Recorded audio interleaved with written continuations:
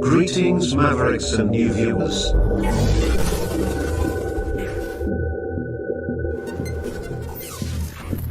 Tonight, direct and live from the Maverick News Network World Studios.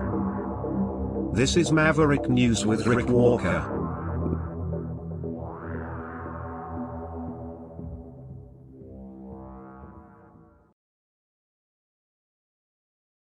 U.S.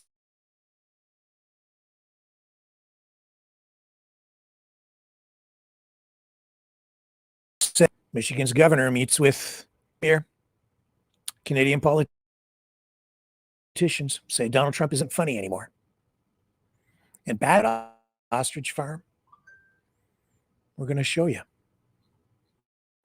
when we dig into today's top news stories when we come back.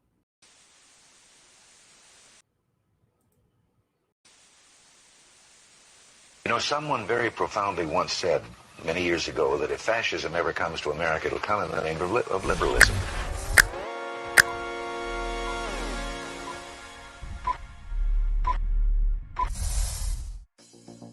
Well, I think it's time we ask ourselves if we still know the freedoms that were intended for us by the Founding Fathers.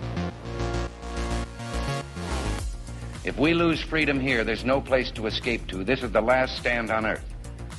The entire world is watching. Every dictator, every crazy dictator in the world is watching.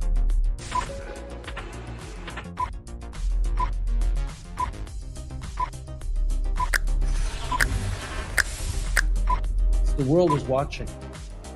On TV, the entire world is watching. On social media. But the entire world is watching, and yes, they are seeing what we have apparently bravely been willing to say that others are thinking. Stand for freedom. Literally stand for freedom. Let's get this done. The entire world is watching. We're at war with the most dangerous enemy that has ever faced mankind in his long climb from the swamp to the stars. Maverick News. Maverick News. Maverick News. Let me have more control of my own destiny. The world is watching.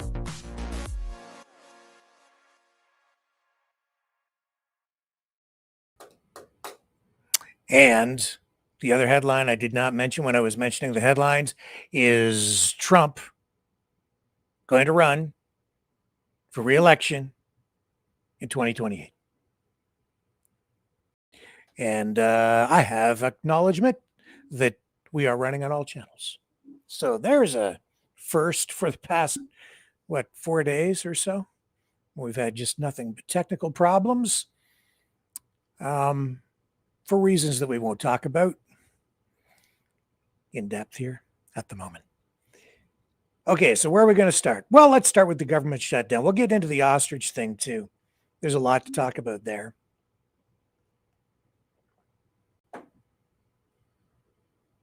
I don't want to, but we will.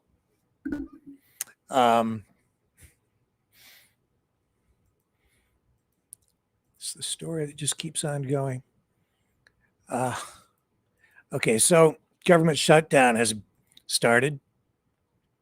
Federal government began to shut down today after Democrats and Republicans failed to come to an agreement to extend government funding. The deadline, October 1st, didn't hit it. White House has moved to pause or cancel billions of dollars in funding that was destined for blue states on the first day of the shutdown. There was an $18 billion infrastructure package, or a series of packages for New York, and $8 billion in climate-related projects in 16 states that voted for Kamala Harris in the 2024 election. And a top White House official has told lawmakers that widespread layoffs, job losses, firings could begin in the coming days. Well, maybe not firings, but certainly layoffs. Some are speculating some of this stuff could end up being permanent. The moves have widely been seen as an attempt to ramp up pressure on Democrats So we have about 750,000 government workers facing being sidelined in terms of employment. All this data coming from the Congressional Budget Office. They're not going to be paid until Congress appropriates funding and this shutdown comes to an end. All workers who are deemed to be essential will stay on the job, but they will not be paid until Congress reaches a funding deal. So work, no pay, but you'll get it on the back end. So both sides blaming each other for this standoff, the Republicans and the Democrats pointing fingers, and they have competing proposals in the Senate, which could extend funding, but both bills failed again today with the GOP bill getting absolutely no new Democratic support. So Republicans say they are going to keep holding votes over the coming days, and they're going to put pressure on their colleagues across the aisle. And the next votes are set for day after tomorrow, Friday. So we're going to keep on watching that. I know it's a big concern for a lot of people, but we've kind of been here before, or at least they have in the U.S. Don't live there, so it doesn't really affect us directly, but this is a sign of the United States not having enough money, overspending, living beyond its means, living on borrowed time and borrowed money, and the money printing machine is going to have to get cranked up, I guess, in order for them to pay for their debt. Or they're going to have to annex another country, and then take over the oil, or maybe a couple of countries. That would do it, wouldn't it? And then just take the resources, and that would help pay off their massive debt accumulated over many, many, many decades of excessive spending. What countries might they have in mind? Oh, Venezuela, maybe. A lot of oil there. Huge oil reserves. Where else? Oh, what about Canada? Yeah. Trump talked about Canada as the 51st state again yesterday in his really long-winded speech before all the generals and admirals in Virginia. And that is driving Canadian politicians crazy. So much so that some of them are stepping up tonight saying, Trump, the whole 51st state rhetoric thing, they're saying it just isn't funny anymore. Now, today, Ontario Premier Doug Ford met with Michigan Governor Gretchen Whitmer. He and Whitmer say both acknowledged that Trump's tariffs are impacting them and their constituents. Michigan and Ontario both suffering because of Trump's tariffs. Now, Whitmer, a Democrat, obviously not in Trump's good graces. The two of them clearly don't like each other much. But I think that the true data, the true statistics bear out what both Ford and Whitmer conveyed today in Toronto as the two of them met. I'm going to let some of this roll. We're going to comment on it. It doesn't go on too long, but both of them comment on the state of the tariff war and also the 51st state rhetoric yesterday from President Trump. Oh, where'd we go? Here we are, right here. First of all, I wanted to pass on our condolences for the tragedy and the shooting that happened in Michigan. Our prayers and thoughts are with everyone and along with their families. So we had an opportunity to have a great conversation. Both Governor Whitmer and myself had a great relationship for close to 7 years now. And I reminded the governor, first time we met at the auto show in Detroit, we talked about the wolves, that we sent 5 wolves down. down to Michigan. But there's a tremendous amount of opportunity in economic development, creating the environment for both Michigan and Ontario to thrive and grow and prosper. And that's what we talk about. We're each other's largest trading partner. We do approximately $61 billion of two-way trade between Michigan and Ontario.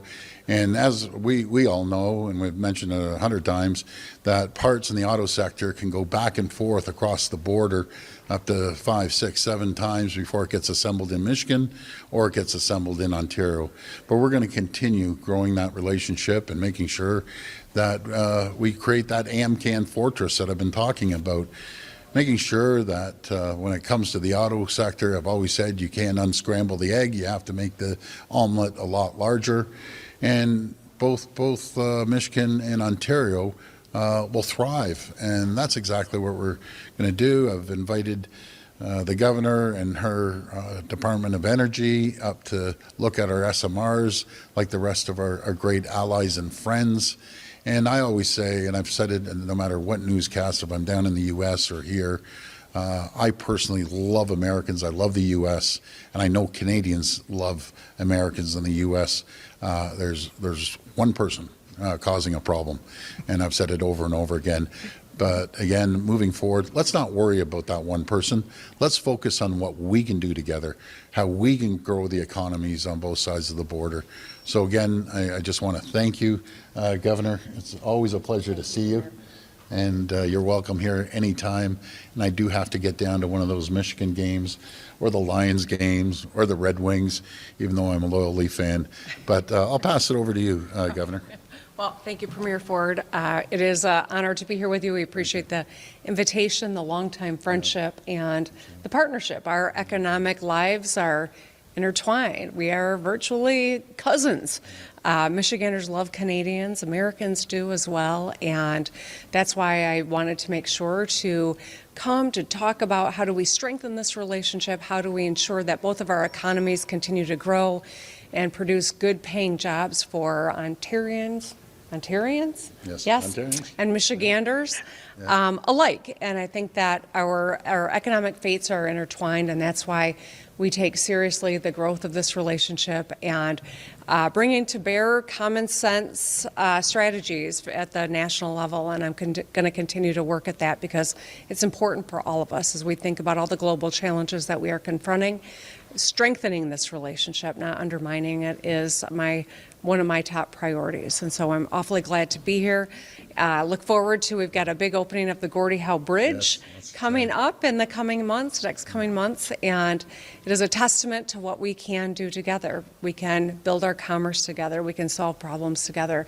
We can literally connect our people when we work together. And so I thank you for the chance to meet with you this morning and all the work that our teams will continue to do together. And I very much appreciate this relationship. Thank you, Governor. Yeah, thank you. Greatly appreciate it. Economic shutdown in the U.S. Is this the time for Democrats to stand up to President Trump?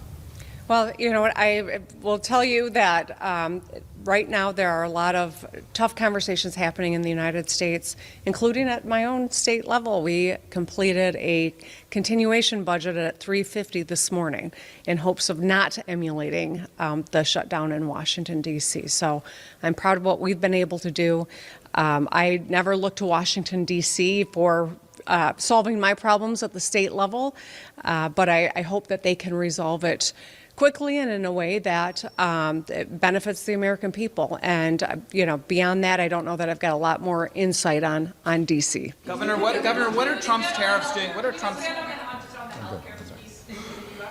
Medicaid cuts and Obamacare? How important that is to Democrats? It's been huge, not just to Democrats, it's important to Americans. When I was in the Michigan legislature, I worked with a governor, a Republican governor, to expand Medicaid. Almost 1 million people got health care coverage, many of whom I've met with, I've talked to, I know have gotten health care for the first time in their lives. It has been incredibly helpful to so many. It's a backbone of our economy. It is good paying jobs. It is all of the above, and that's why I fought against the cuts that happened in their big bill. And that's why I continue to be hopeful that common sense prevails and they don't devastate the American healthcare system, because it's people who will lose out. Governor, what are the Trump tariffs doing? What are the Trump tariffs doing to your state? Governor, Tariffs have been incredibly challenging for Michigan. Michigan, we grow things and we make things. It is agriculture that is hit so hard, and it is manufacturing, and that's who we are. That's what we do. There's a saying in the United States: if we catch a cold, Michigan gets the flu. We feel the pain of tariffs harder and faster than almost any other state, and that's why I'm trying to make sure that we can get back to a USMCA, back to strengthening this relationship and recognizing the importance of Canada, Mexico, and the United States having a good relationship, not adversarial. Well, thank you, Governor. Thank you.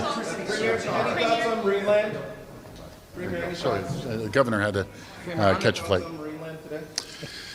Yeah, it's unfortunate. You know, as I have said, I'm disappointed that the federal government wouldn't sign off on moving them. You know, I'm an animal lover, and it's just a sad situation. I'm really encouraging the federal government to allow us to make sure that these whales survive in a really great atmosphere or a new home.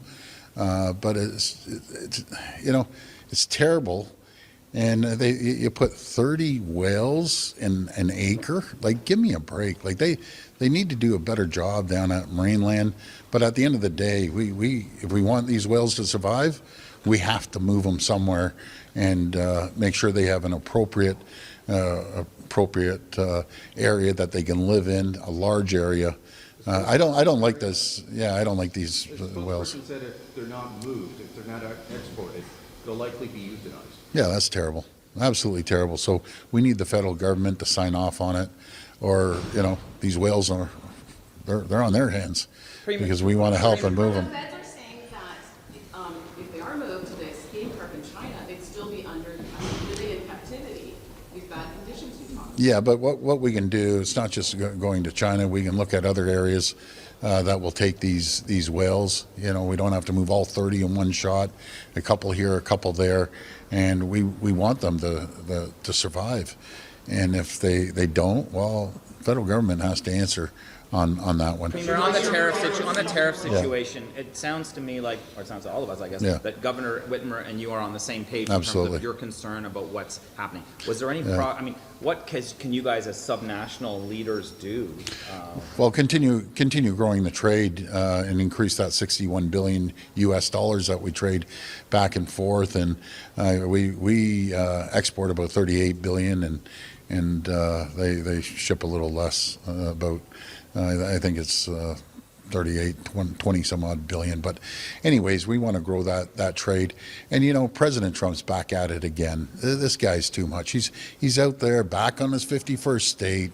Again, I'm going to ignore him. I'm going to start focusing with our federal government, what we can do to be more competitive, to lower taxes, create the environment and conditions for companies to come here and invest in Ontario. That's what we need to do. Premier, we know the Auditor General is looking at the Skills Development Fund. Yes. Without going into details, the embargo hasn't left it, but do you still support that fund? Oh, it's one of the greatest programs, Richard, that we've ever created.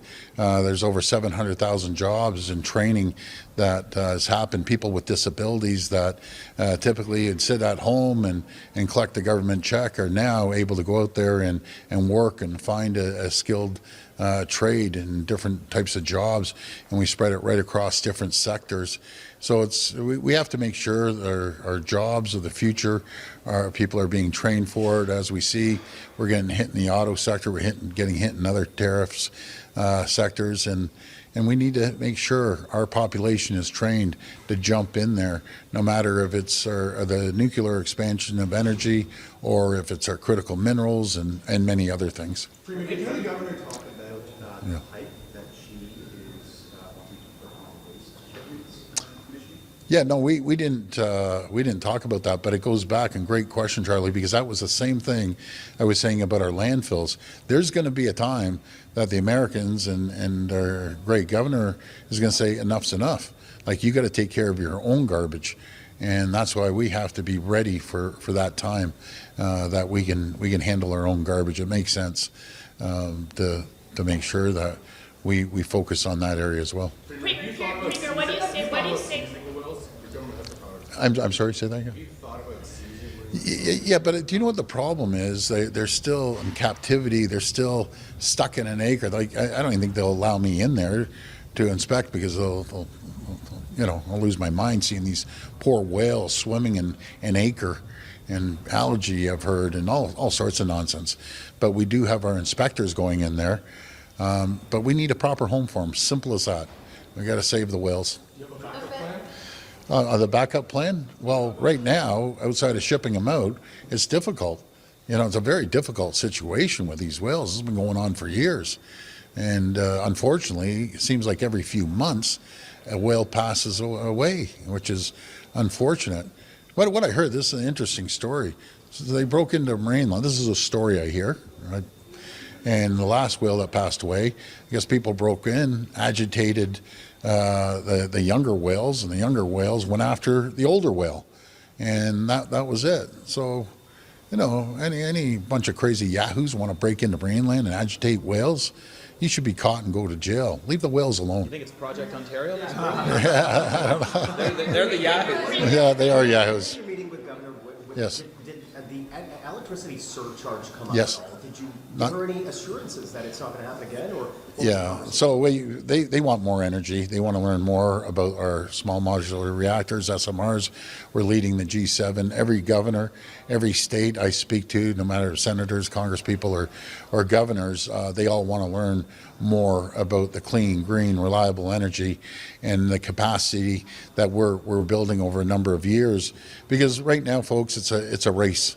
Who can get there first globally, not just here in North America. But what about the surcharge specifically? I mean, that obviously hit ratepayers in Michigan Yeah. hard. Did that talk That actually didn't come up. About what's going to happen in the future? No, that didn't come up, but she's very interested in sending the Department of Energy up to look at our SMRs, and we've been very open because we're making sure that all of North America will be secure. But I look forward to creating large-scale nuclear as well. It's obviously going to take 15 years to get that done. But again, we're thinking of the future. So folks at home, when you hear we're just on a large-scale nuclear, we're creating 16,000 megawatts. And the easiest way to figure that out is 1,000 megawatts equals 1 million homes. Now, we know we aren't going to have 16 million homes, but I'll tell you, one of those data centers, they'll suck up about 1,000 megawatts. And yeah, they employ 5-10 people, but the whole apparatus starts coming along with these data centers too that will create a tremendous amount of jobs. So we need that energy. We're going as quickly as possible. I know we're working very closely with the federal government, and they're going to be a strong partner when it comes to the expansion of large scale and they already announced small modular reactors. Last question. Did you talk about line on 5? childcare, what do you say to the tens of thousands of parents in this province who are unable to find a spot right now under the government's watch?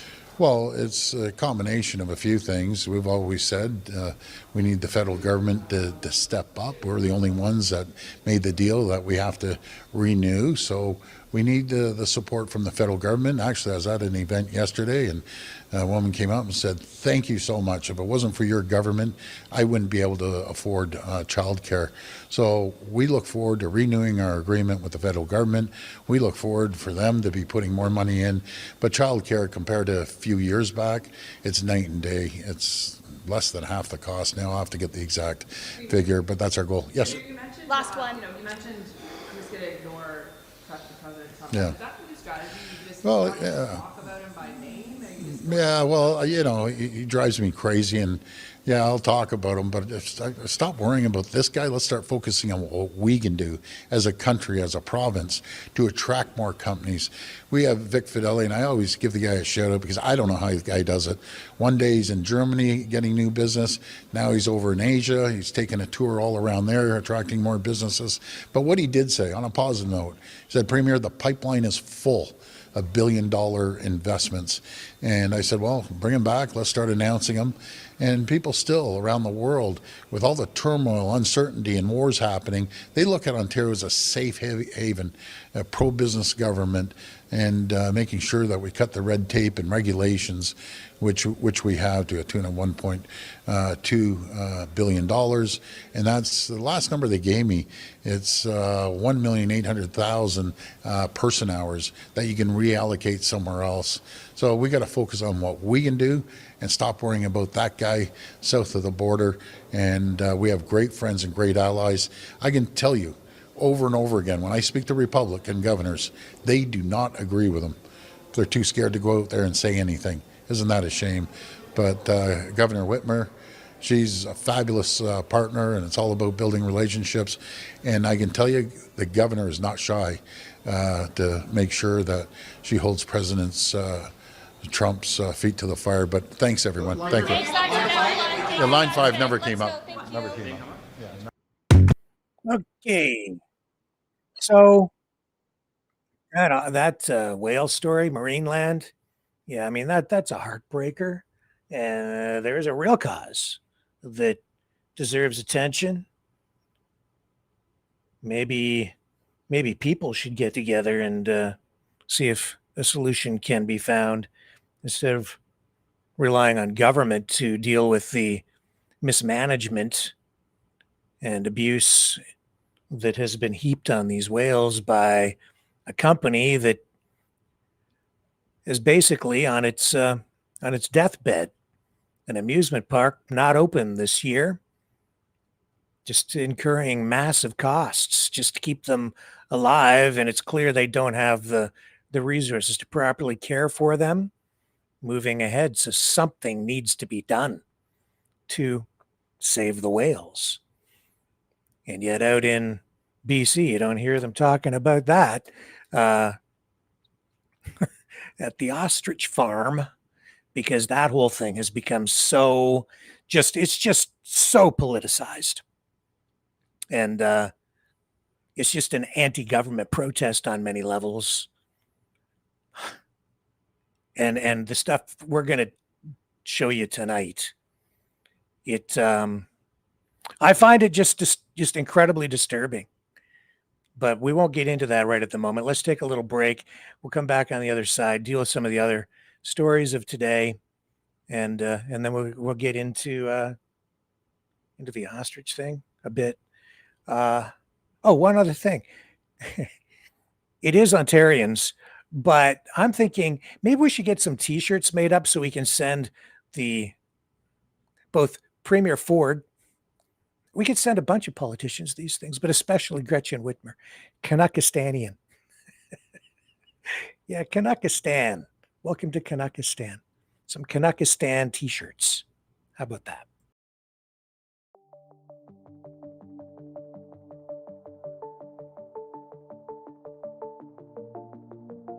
Greetings, brave mavericks. Our quest for truth continues. We go beyond fake news. Together we expose propaganda. Together we pull others out of rabbit holes. We are maverick thinkers. We are all unique individuals. Defenders of individual rights and freedoms. Credible. Trusted. Grounded in reality. Maverick News. Maverick News. Defending free speech. Free speech. Donate at freedomreporters.com. Do it now.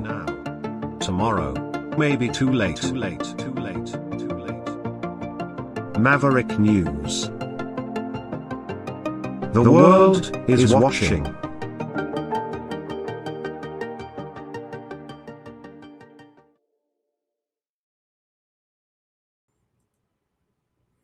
Yeah, here's right here. What is this? This is global news. I'm just going to pull up the screenshot so you can see this right here. Trump's 51st state jibe not funny anymore, MPs say, right there. And there's the Truth Social post from Trump says, I told Canada, which very much wants to be part of our fabulous Golden Dome system, that it will cost $61 billion if they remain a separate but unequal nation. but will cost $0 if they become our cherished 51st state. They are considering the offer.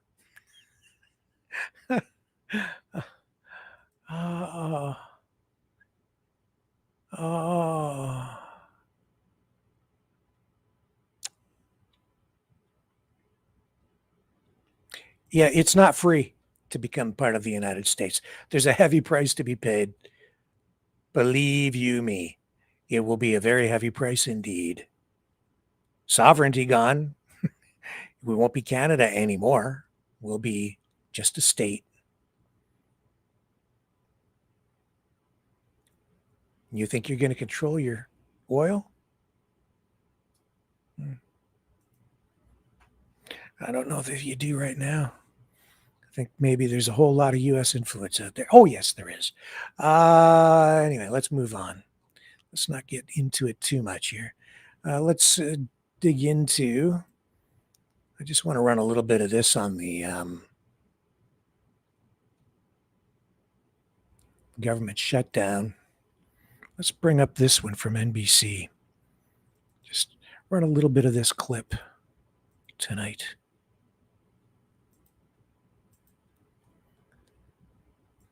Here it is. Now, what is it with this guy's eyes? What is it with JD Vance's eyes? They look weird to me.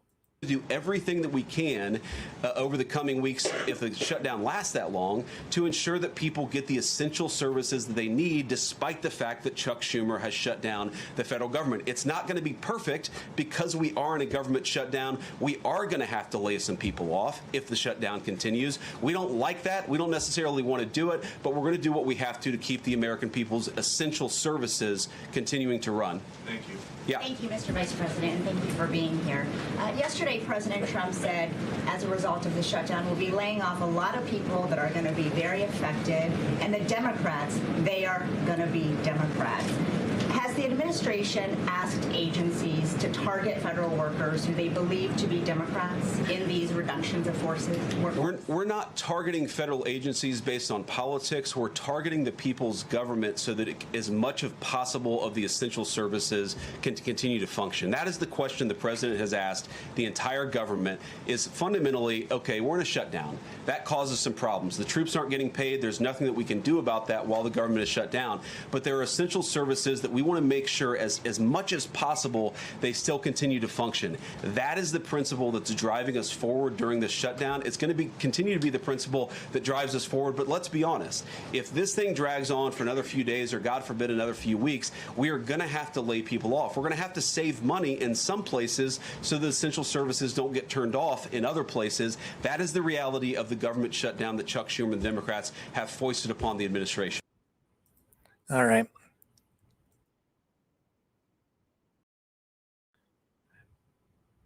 Not good. That shows there's a lot of strain in the system. But like I said, we've been there before, or the Americans have. So they'll do what they got to do, I suppose.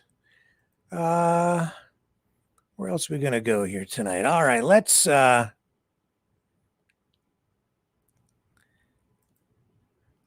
about the ostriches. The standoff continues. Still no decision, I don't believe, from the Supreme Court on whether the appeal on the call order will proceed, not proceed, or whatever. All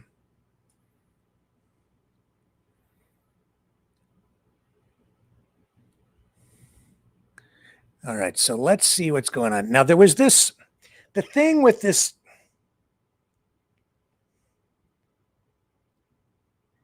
ostrich thing. I have to say, I'm so incredibly disappointed by some of the people, because it seems like every time over the last few years that some of these same people get together and they stage these demonstrations, they get turned into a circus. It discredits, honestly, in many respects, the freedom movement, because it turns into this like crazy stuff. And there always seems to be something really bad that just runs right off the rails. Now, there is a woman who lives right next door. Her last name is Wood. She's 72 years old. We are told that, I know police are investigating they're saying it's an alleged assault in some media, including mainstream media. But even police acknowledge that, oh no, there's absolutely evidence that this woman was assaulted. As the story goes, this was back on September 22nd. She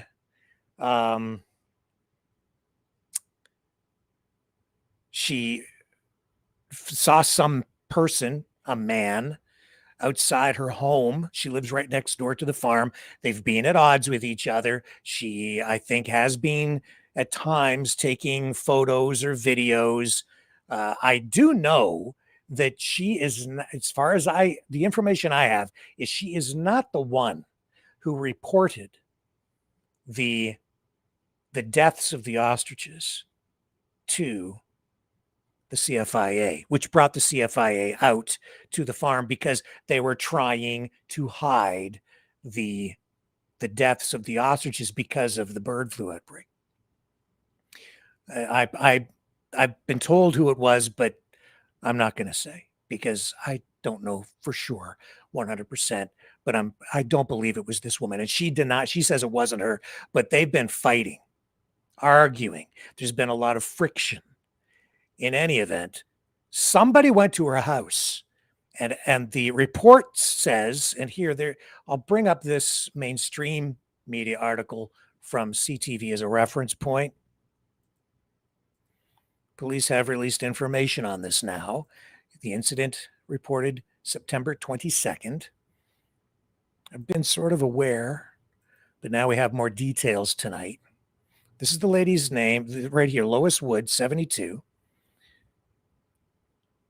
And it says a suspect associated with the protest camp at Universal Ostrich Farms has been arrested. Charges are pending.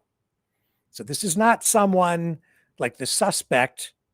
Clearly, the suspect, not saying not applying guilt here, but whomever is being charged is associated with the protest. To make that very clear. Associated with the protest. It says here, the RCMP are providing round-the-clock protection for Lois Wood, a 72-year-old Edgewood, BC resident who lives next to Universal Ostrich Farms after a masked man, get this, doused the woman in gasoline and punched her in the face.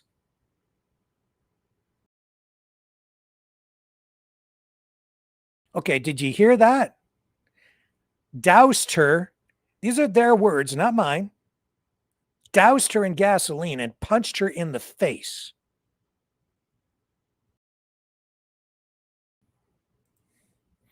When this happened, I did see references to it. I saw people making excuses and saying, oh no, not us, wasn't one of us, couldn't be one of us. It was Antifa. That was one of the things that people posted without knowing who might be arrested or charged ultimately.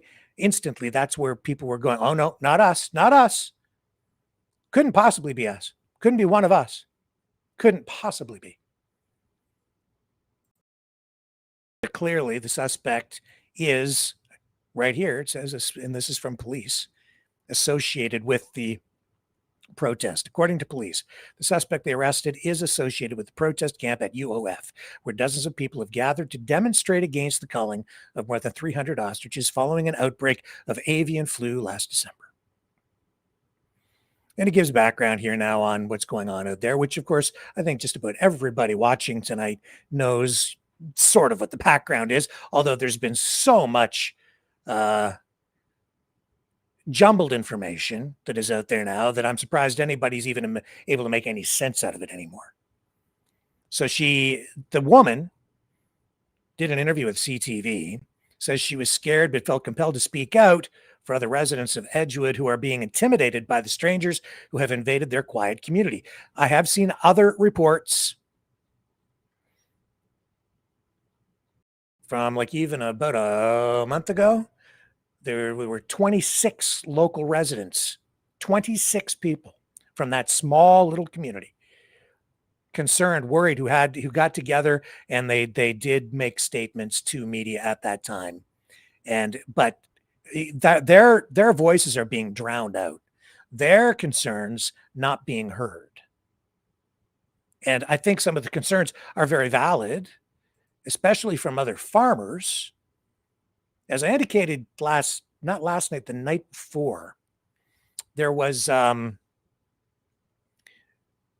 found out that the prescribed control zone that ostrich farm sits in has now been identified as a hotspot for avian flu. And because of everything going on at that ostrich farm, trade with at least 3 countries now, poultry exports being restricted. It might even be 4 countries. And that's because of what's happened out at that farm. And that is affecting not big farm operations. It's affecting small family farms in that prescribed control zone. And that's why a lot of these farmers are concerned, because they can't export their products like eggs and chickens and turkeys and ostriches. There are other ostriches in that area, other ostrich farms, and they can't export their product to market. And yes, ostriches are sold for food. So this is impacting those farms. It's costing them money. The research I did 2 nights ago indicated that, sales for those farms have been impacted by about 20% since January. So it's already having a pretty serious economic impact on the agricultural industry, specifically the poultry industry in British Columbia, in that zone. Let's just bring this article back up. Assault charges, arson charges possible. Suspect associated with the protest camp was identified and arrested without incident, adding the police have gathered evidence to present to the BC Prosecution Service to lay potential charges. Now, Katie Pisitny of the farm had been asked, and I put a couple of feelers out, but no response so far. She at first was not speaking to media, but I think now she has made some sort of a statement to somebody about it tonight. Of course, when the flag burning happened, she came out and said it didn't happen at all, denied that when the Canadian flag was burned. But it did happen, and then Dave Belinsky of the farm came out and did issue a statement, or he stood up in front of everybody at the farm and talked about it, said it wasn't like, what they're about. I can appreciate that, but so it certainly is not, doesn't look good on the protesters. This doesn't look good on the protesters. And people are sitting, I know some people are saying, no, it's an exaggeration. It's the other side. And I can say that innocent until proven guilty. So I'm not going to sit here tonight and say for sure that anybody did it. We'll see what happens in the courts, I guess, see how it plays out. But to simply dismiss it is, again, just part of the playbook that just keeps being repeated. This is why you lose me. It's stuff like this right here. Yeah. Let me, I've got the video from that day. Let me just find it here so I can share it with you.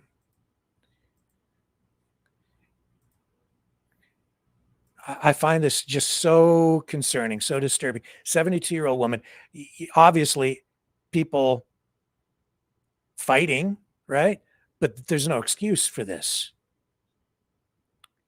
And you can sit there and say it's not us, it was just one guy or whatever. But the thing is, this whole situation has become so emotional for people that it's resulted. This is the kind of stuff that results from it. That's really unfortunate. I support people's right to protest. What I don't like is lying. I don't like the rhetoric that has been surrounding this. I don't like well, just say whatever we have to say because that's our team attitude, which I'm seeing with the streamers. Just it's a do whatever, say whatever you have to say, do whatever you have to do to win. That's essentially what's going on out there. And so I don't know if the truth for people is really knowable at this time, or maybe ever, about what all the real truth is out there for proper perspective on it, because there's been so much jumbling of the information. Here's what happened though. One of the live streams from that day. But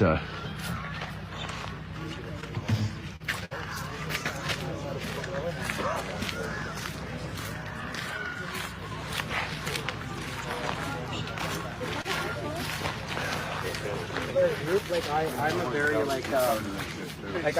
like a conservative board member. I'm a diplomat. That's what I do. And what I see from that non-stop for the last several months is just discussing with. Okay, let us pause it here.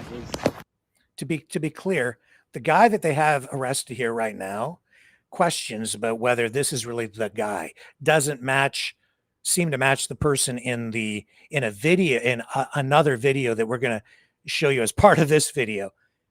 This may not actually be the guy who did it. Doesn't seem to be the same person, and I'm not sure exactly where we stand with all of it tonight, but I'm going to let this roll. Just so you know, this guy here, innocent until proven guilty. It's just beyond, and I'm not sure. I doubt it was. Truly, I don't know what's going on with all that, but it doesn't represent these people, and it doesn't represent the crowd here. So all these people here are on your side. We've got a video, and it's not Tim in there. Standing against that. You got a video? No, there's a video with somebody all in black and a black mask. There's the guy with the video. Hey, there's a guy with a video over here.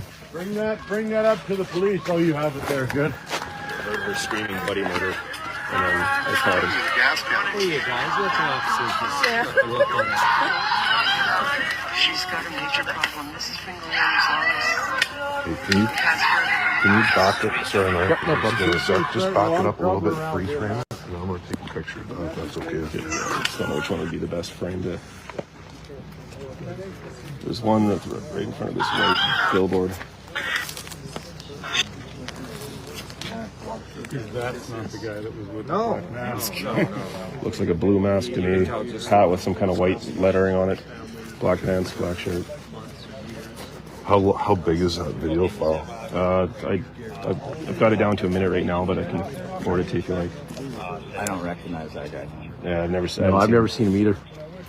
Sir, we do not recognize. Yeah, no, hey, that's totally fine. Straight up, I have not seen anybody that matches that description since I've been here. So, yeah. You see the footage, guys? Do we have a place if this fellow...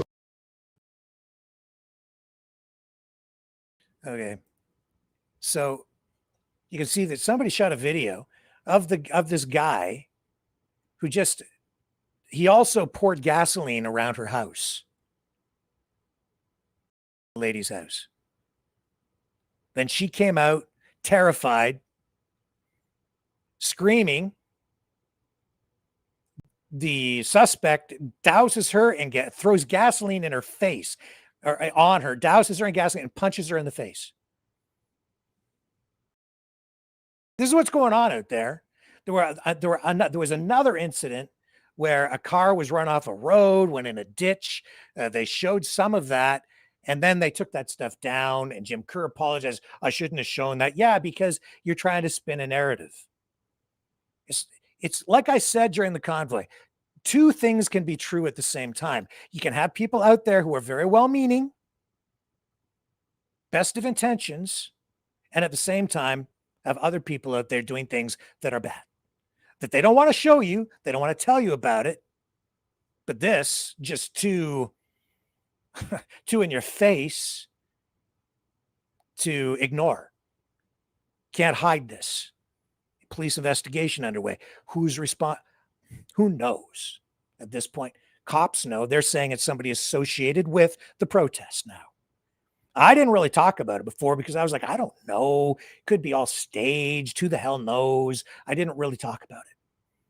But tonight, I have to because it's news. And it's right there front and center for everybody to see. This is really, really bad.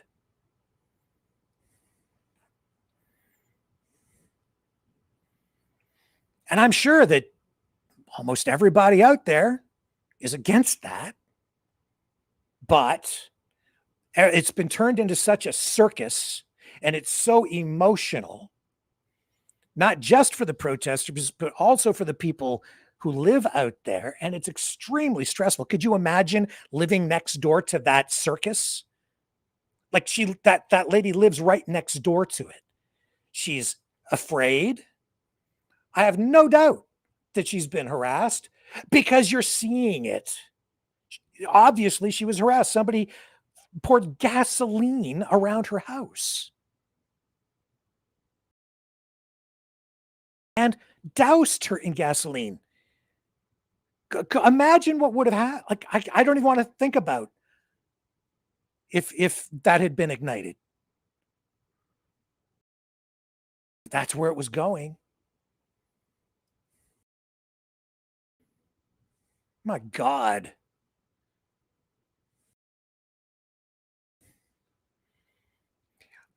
A lot of bad stuff going on out there. And these farm owners do the right thing, they say. Do the right thing. They're putting pressure on these companies, doxing them. It's one thing to say, even call for a ban, okay? But what they do, and I've seen this repeatedly. This is, again, why you lose me. Because you say do the right thing, but then if you're when these people, the farm owners, didn't report the outbreak the way they were required to by law, were they doing the right thing? Nope. Not at all. They were doing the wrong thing. That's why they got fined later. They were just trying to hide them, hide the bodies of the birds.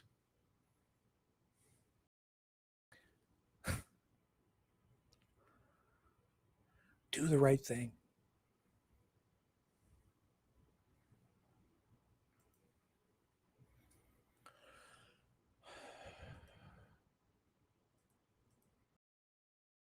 I'm watching these other live streamers too, and it's like journalism? No. Nope. Nope. Now here's okay, so this, I'll let her speak,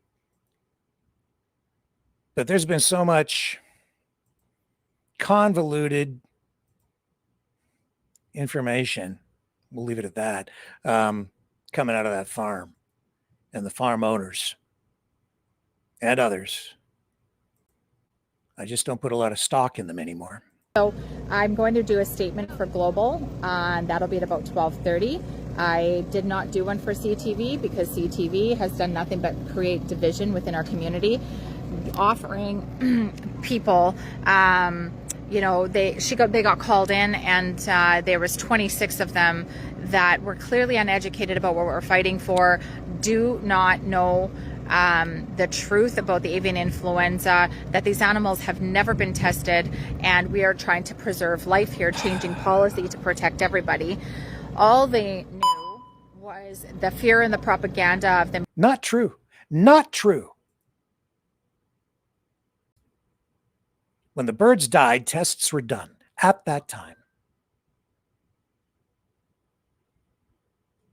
And as I explained before, they don't test every bird. It's not done. It's not even feasible to do it. And if you start doing it that way, it sets a precedent. And we would go bankrupt as a society. She knows that. It's twisting information. It's selective use of information. And when she says that they're just creating division, I've watched the CTV stuff, and basically they're presenting both sides of the story, and they always go to her and give her an opportunity to speak. That these animals have never been tested, and we are trying to preserve life here. Well, not those specific birds. The carcasses were tested on the law of probabilities. It's basically a sure thing that almost every single bird was infected at the time. And that's the sort of the crux of all this, is that the response is supposed to be swift to prevent the spread of the disease. That's the approach. They created massive delays by exploiting the legal system to just drag it out and drag it out and drag it out and drag it out. That's the strategy, to use lawfare to just get what they want, to get an exemption that they didn't qualify for from the beginning. And now that they've stretched it out over this whole period of time, they're saying, well, our ostriches aren't sick. Test them now. And they may well not be sick. But now you've backed the government into a really difficult corner, because if they test again, it sets a legal precedent. Now you have to do it for every single farm. So it's a dilemma, an enigma, a problem for which there is no real good solution. And I don't know where it's going to end up. I'm just recognizing the facts of it. I don't know if the Supreme Court comes down and some solution is reached, or the government does. They're going to do whatever they're going to do. And I hope they can find some solution that keeps everybody happy. Highly unlikely, but hopefully something can happen. But you have to let the process play out. They're entitled to their due process. They've been using that, but they've used it purposefully to delay the call so that they could stop the call, so that they could get what they want, using lawfare to get an outcome. And they're trying to affect policy change without using the democratic mechanisms in place. They're trying to force the change through the courts. They want the court to legislate that, and if they can't get the court to legislate, they're trying to set a legal precedent outside the legal decision that is actually made at the time. You see? So that's why the CFIA won't bend, because they need to be able to act swiftly. You see? So because the entire time that those birds weren't, if they may still be infected. We don't know. But we know they were infected, and this is the decision that the court will make. We know they were infected back in December and January because they didn't report it in December. Somebody reported them, and these things are supposed to be report or complaint driven. They didn't report it, so they broke the law, delaying everything, and then got reported because they broke the law. And then for whatever period of time that those birds were infected, they were not quarantined. And then I'm seeing these posts from people saying, and Dr. Pellick part of it, their doctor, like their guy, saying, well, look at this clause in the CFIA policy. They don't have to call the birds. They could just quarantine them. They told them to quarantine the farm, and they didn't. They did nothing. They followed none of the orders that the CFIA issued. Not one. So they got fined more. They were supposed to put up netting over the pond oh, that's too hard. We can't do that. That's not, they said that the CFIA accused them of attracting like wild birds with the pond. And they say, you can't do, and by putting out feed, yes, you can. When you put out food for birds and just throw it out there in the open, and you have basically an open air farm, or even I'd say biolab, because they were doing experiments, you throw the seed out and it's just open. You're not just feeding the ostriches, other birds will come in to eat it. That's why you put out a bird feeder. If you put a bird feeder in your backyard, of course you're going to attract wild birds. You put out enough feed, you can affect the migratory patterns of Canada geese and ducks. Go to the Jack Miner Bird Sanctuary. They're lying when they say that they weren't attracting waterfowl. You see the ducks in the pen?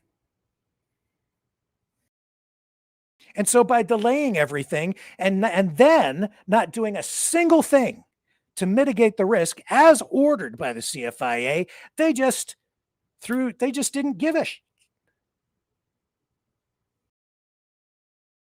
And so, yeah, the birds may appear to be still well, but that's because the science is, and nature is, that the ostriches don't die in the same percentages as chickens. They had 69 birds die. The rest somehow survived. You can assess that in any way you want, but they survived.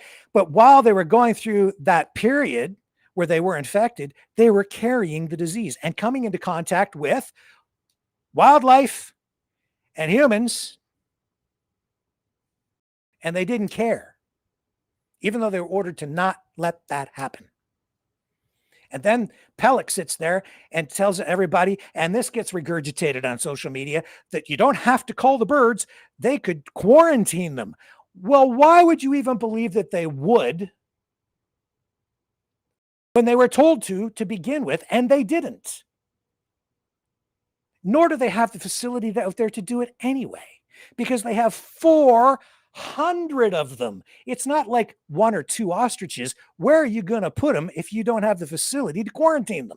Quarantining means keeping them in an enclosed building someplace where nothing is going to come into contact with them, and anybody that does go in has to get decontaminated afterward. This is excuse the pun, but it's another red herring of an argument. And it's just more, and I don't want to use the word misinformation, but it's jumbled information. It's meant to create confusion. It is enough to drive a sane person crazy.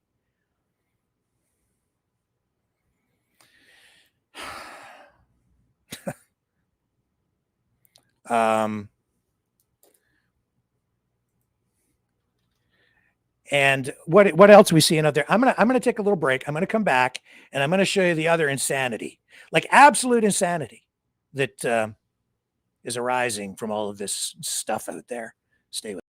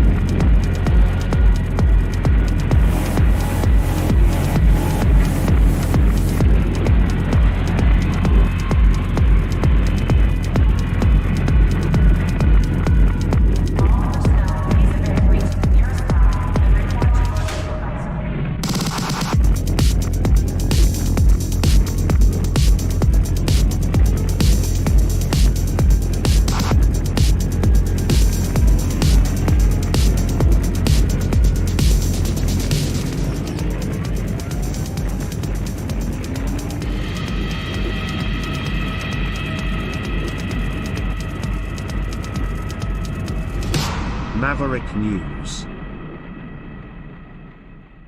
The world is watching.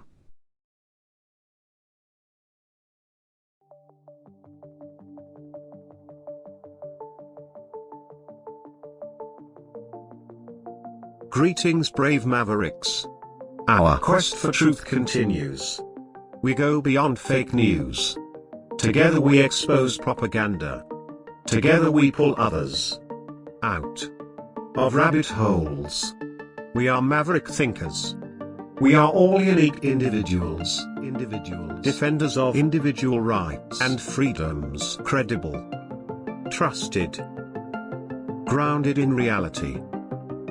Maverick News, Maverick News. Defending free speech, free speech. Donate at freedomreporters.com. Do it now. Tomorrow may be too late. Maverick News. The world is watching.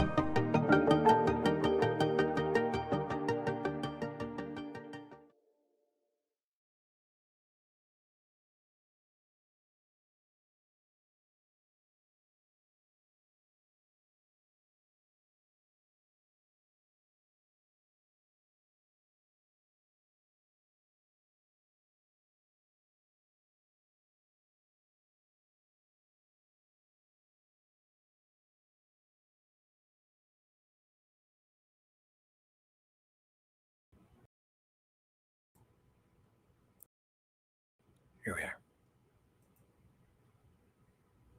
Marcia, police are investigating an attempted arson and an attack on a woman in her 70s. We're dealing with another issue altogether. Last week, when the RCMP descended on the Universal Ostrich Farm to assist the Canadian Food Inspection Agency in a planned cull, the Mounties were sidetracked by a chilling 911 call. I was so into the fear that I was going to get lit on fire. Lois Wood says that just after sunrise, she saw a masked man dressed in black pouring gas around her home. When she confronted him, the intruder threw gas on her. The 72-year-old went into fight mode. This is primal. This is survival. And I bit his upper arm as hard as I could, and he punched me in the face and knocked me down. Wood's home is next to the ostrich farm. Since the government ordered the flock destroyed after avian flu was detected, You know this is wrong. dozens of supporters have set up camp to protect the birds. Police say they have arrested a suspect. We believe he was attached to the protest camp. A Conservative MP is also urging the Agriculture Minister to stop the slaughter and is cautioning supporters to stay calm. Any violence or anything off that moves from the beaten path of peaceful protest is going to result in bad things for the ostriches. Political support will dry up. The farm's owners say they helped remove the suspect and that their supporters are not a threat. In a statement, spokesperson Katie Pisitny questioned why mainstream media would choose to publish a negative and false representation of the farm, just as the country's highest court was weighing whether it deserved a chance at justice. The cull of more than 300 ostriches is currently on hold. The Supreme Court will decide later this week if it will hear the appeal from the farm to overturn the government order to destroy the birds. Marcia. They chose to report on it because it's a story.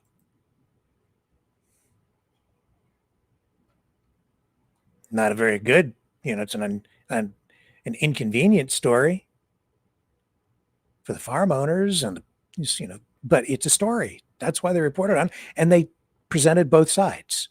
That's balance. But what do you want? You want that to be ignored? Don't tell anybody about it right now. Sorry. No, it doesn't work that way.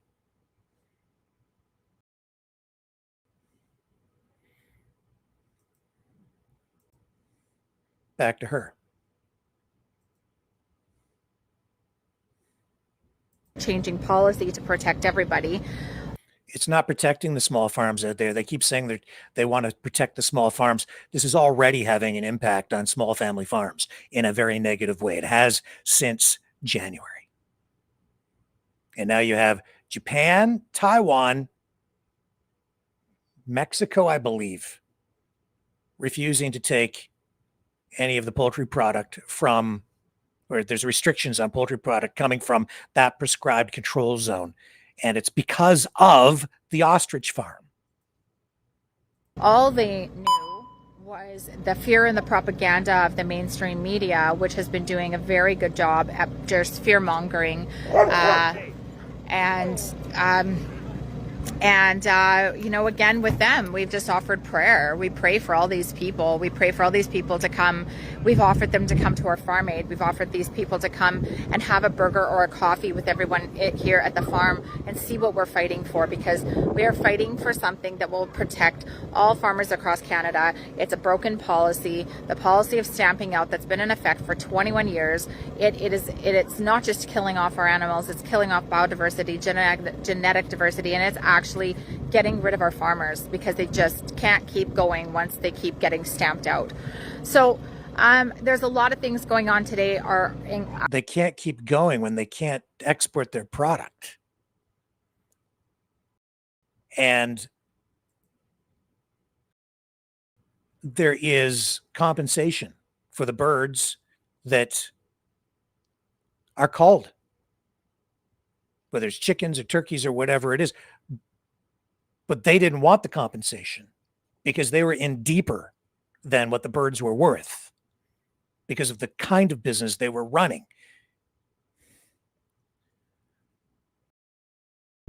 But it's like free insurance. It's government insurance for poultry farmers. When they have their birds culled, the government steps in and compensates them for the birds. So it's not like they're left high and dry. They get compensation so they can start over again with new stock, live stock. They had a bunch of money wrapped up in experimentation and COVID antigens that they prepaid for, a lot of money. There were some contracts that complicate things as well for the way they were running the farm at the time, which was not as a farm per se, but as an open air biolab for which they really didn't have proper permits, etc. Our anxiety is sitting really high. We don't know what's going to happen this week as we wait for Supreme Court's decision, if we are going to be able to be heard at that court level, especially with the garnered international interest that this case has gotten. And the involvement of U.S. MAGA officials and supporters, big U.S. money, big U.S. oil money, big U.S. ag money, agricultural money, ag business money coming in to support what they're doing in there. The protest, to create chaos. There are political forces at play here. It isn't just about saving ostriches. This is about politics, tariffs, international trade, alignment of agricultural policies, trying to force change, exert foreign influence over our system. That's what's going on out there. It isn't just as simple as saying, save the ostriches. It's about setting legal precedents, either in the courts or even outside the courts, by getting the CFIA to take action the way they want action taken, so that it completely destroys the system that we have here and makes it impossible to respond quickly. This isn't about ostriches. Remember that. This is about your cows, your pigs, your chickens. This is about every industry out there deserving the same level of respect and protection.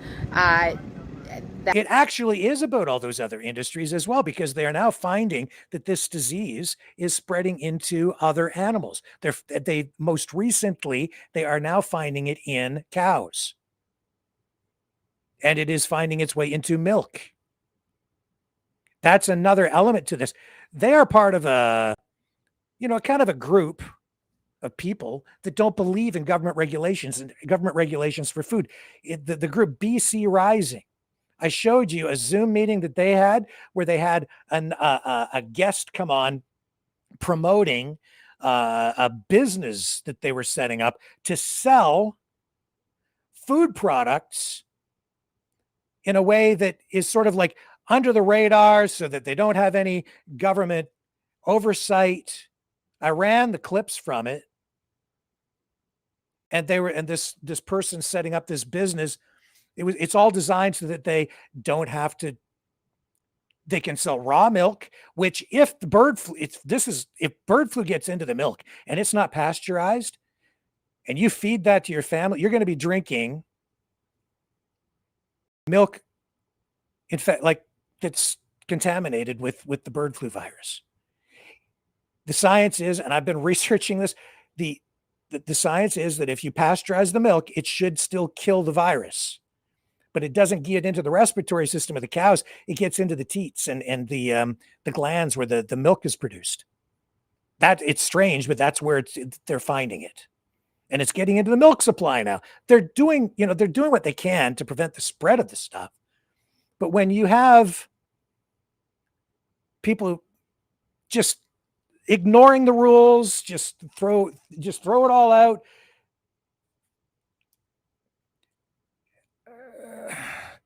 You don't get good policy this way. Because this is not based on rational thought, real discussion. This is about jumbling information, creating chaos for political reasons and maybe business reasons. But it's not going to lead to good policy because people are not really being completely truthful. They're twisting things to win this political fight. That's what really concerns me the most. It'd be great if you can save the ostriches, right? But the bigger picture is we need to get to a better place at the end. And if all you're doing is saving the ostriches and then creating more chaos or making the problem worse, that isn't good. And that's kind of what's going on out there. To show you the chaos that's being created, people are like, the mainstream media is lying. She's saying that you can't trust CTV, you can't trust Global, you can't trust the guy, you can't trust any of these people, and trust is destroyed because of what happened during the pandemic. But not everything they tell you is a lie. But I'll tell you this, a lot of this stuff coming from the farm side and the pro-ostrich, keep the ostrich alive side, a lot of that is just a bunch of bunk.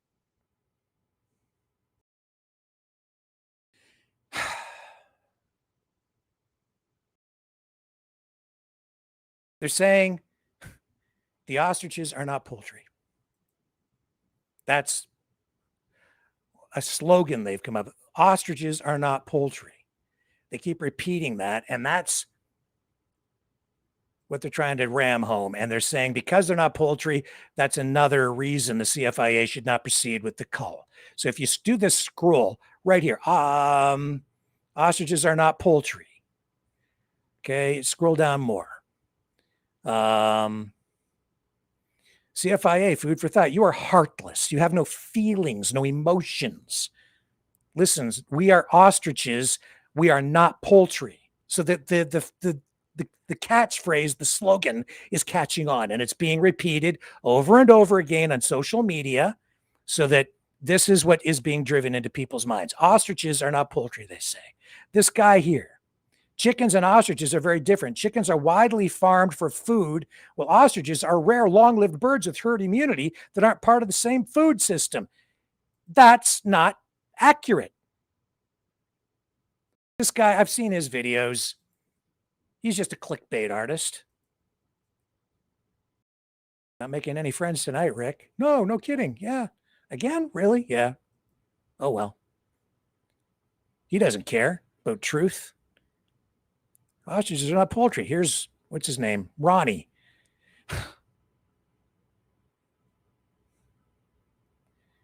Is he saying it here?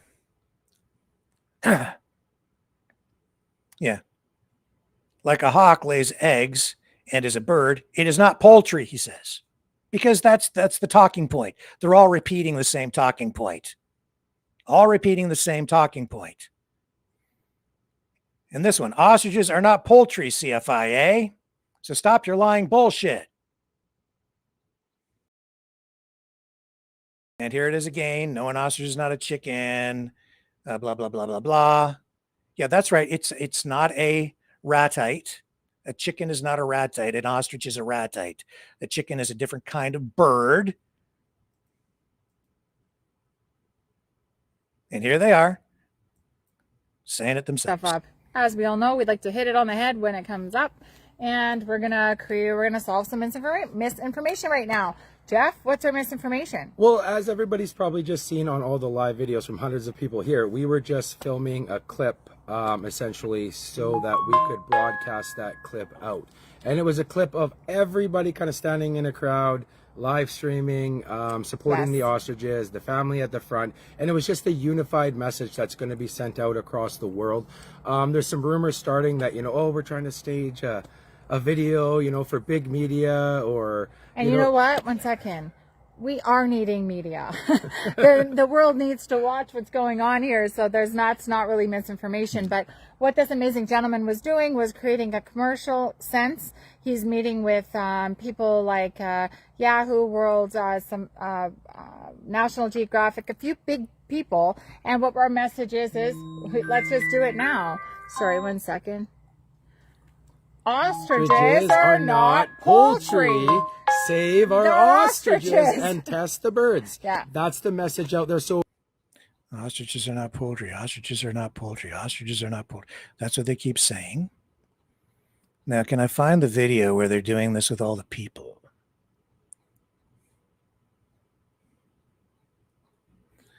Oh, I think it's right here. Ostriches are not poultry. Convincing people. Say it. Wait, after I'll say it, get ready to look in each other's cameras. Ready? I'll say it once, then you say it. Ostriches are not poultry. Ostriches are not poultry. Great. Okay. So let's do the master shot. This is what we're going to do. Could you please hold this? Okay. You can get, anyone looks at me, you can get them. But look in other people's cameras. Look around. Spend a couple minutes convincing people. Say it. Wait, after I'll say it, get ready to look in each other's cameras. Ready? I'll say it once, then you say it. Ostriches are not poultry. Ostriches are not poultry. Great. Okay. You can, okay. No? Yeah, they are. Ostriches are poultry. See, that's the problem.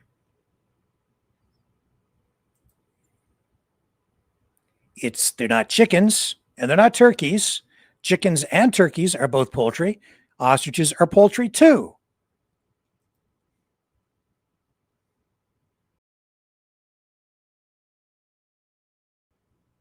Yes, they are poultry. No, they're not, Rick. No, they're not. You don't know what you're talking about. You don't know what you're talking. You don't know the science. I see people posting because of that any kindergartner knows that ostriches aren't poultry.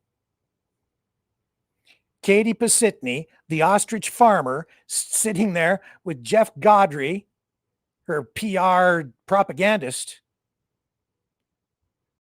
convincing people, telling each other to look into each other's cameras and convince each other, he said, that ostriches are not poultry.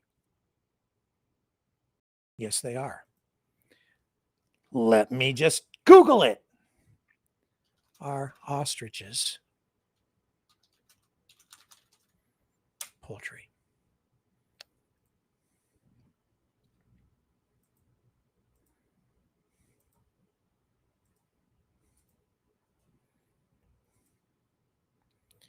Here's the answer.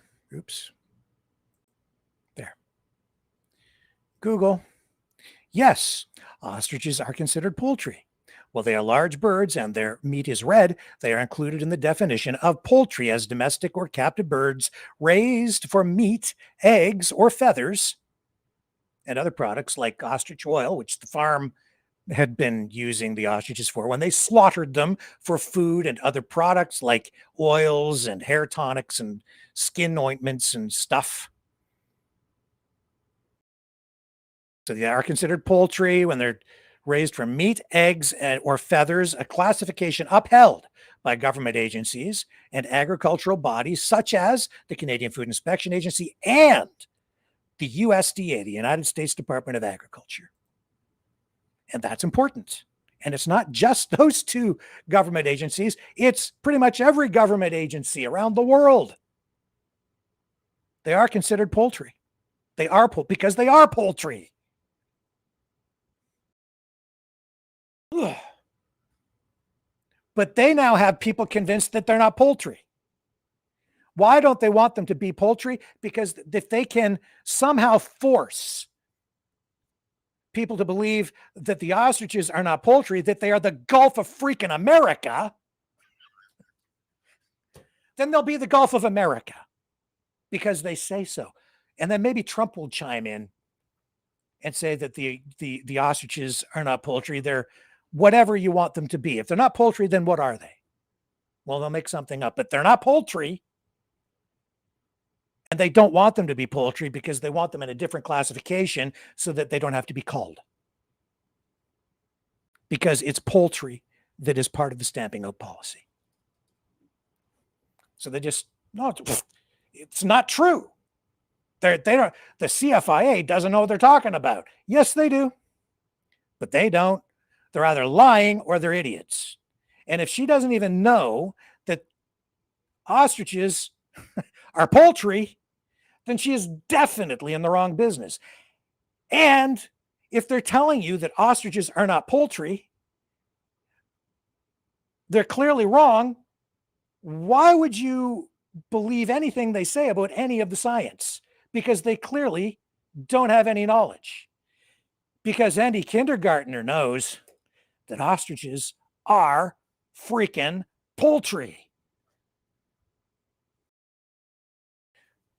Do you think those people chanting, ostriches are not poultry, ostriches are not, do you think they're thinking straight as they do this?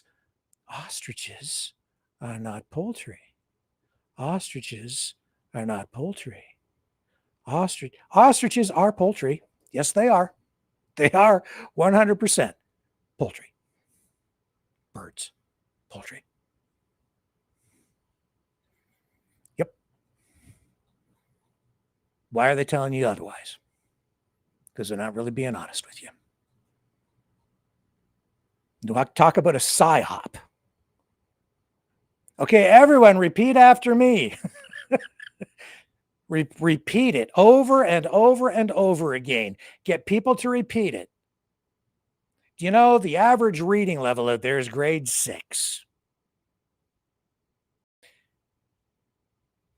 Do you think it might be, how hard do you think it might be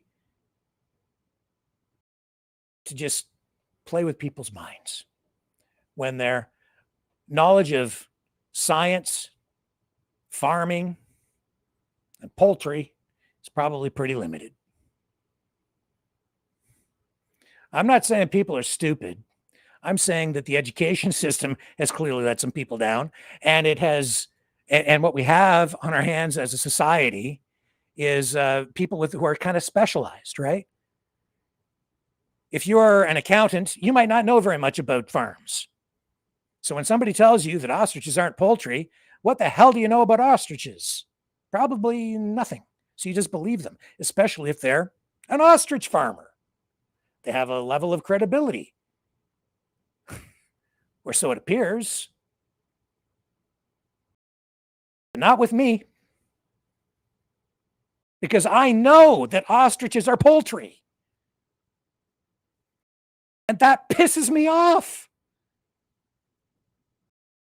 Because you can't get to a good place when you have people who are deceiving you, when they're giving you incorrect information. And then they get a whole team of people out there with big money behind them and an agenda who are clearly just lying their asses off. Who are just picking up talking points and doing whatever they are told, saying what they are told to say, and repeating it over and over and over again in a marketing message to sell you something that you don't even know really what it is, because their true agenda is being concealed. It isn't about the ostriches at all, really. it sort of is for Katie Pisitny, but at this point, those ostriches don't even matter to her at this point financially, because she's going to be taken care of. She has billionaires behind her now who are involved in big US politics, international politics. The whole farm has money behind it now. That's why she's on the speakers tour. But they still want you to donate. And they're still raking in the cash. And it's a bunch of people now. It's a giant money-making operation out there. And the funds are flowing because the emotions are running high. Truth be damned. When there are dollars at stake.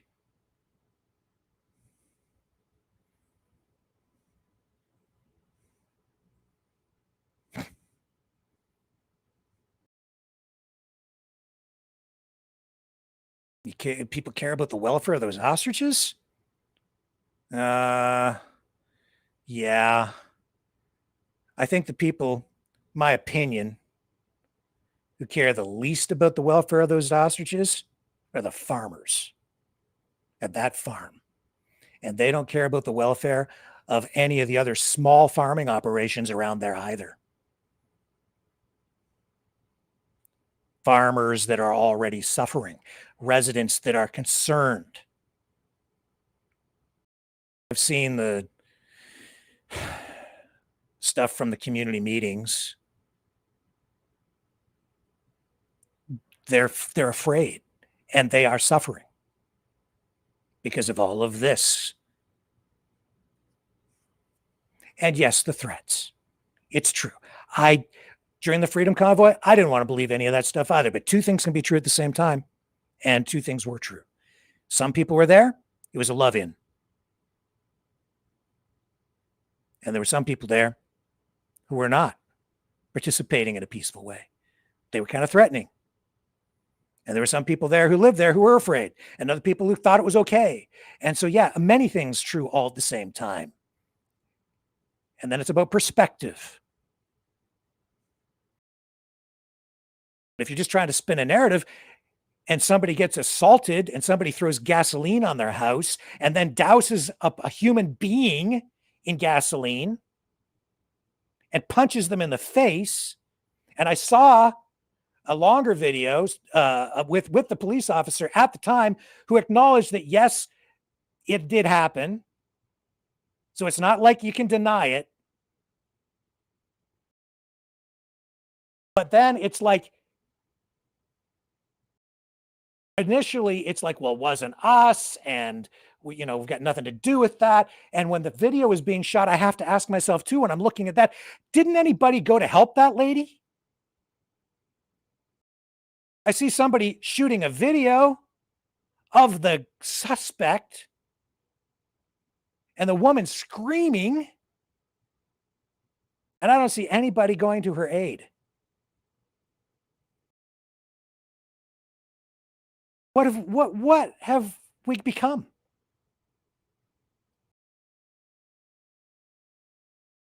So many times over the past 3 years, I did things here to try to help people within the freedom movement.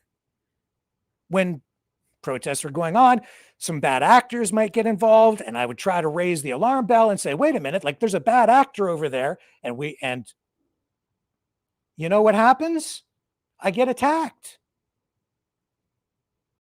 Because I'm saying we need to do better.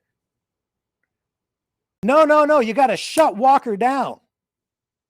Shut that guy up. Wait a minute.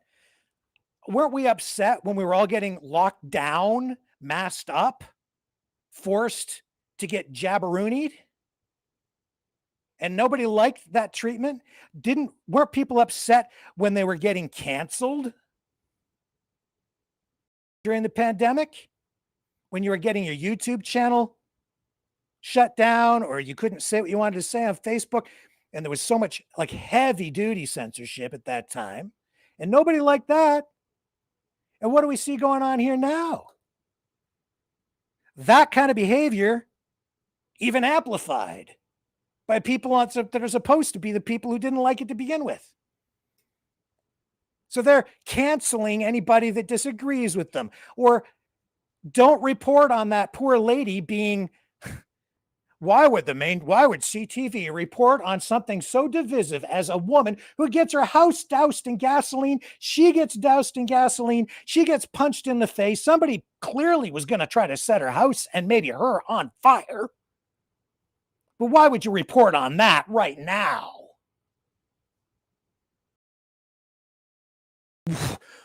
How inconvenient for you. Save your ostriches. To hell with the woman next door. Let her house go up in flames. Let her suffer. No justice for her. Don't draw any attention to it. Sweep it under the carpet. So divisive. We need unity. Screw the woman next door. She just causes too many problems. Then do the right thing. Do the right thing. Do the right. Did she do the right thing? Did anybody do the right thing and go to help the woman? Anybody out there want to do the right thing? I think some of the people there did. They were helping the police. They were showing the video. But then what does Katie do? Oh, you're so divisive. I'm not even going to talk to CTV because they reported on the story. I don't want to talk to Katie Pisitny again. I would, but I'd be talking to her like this.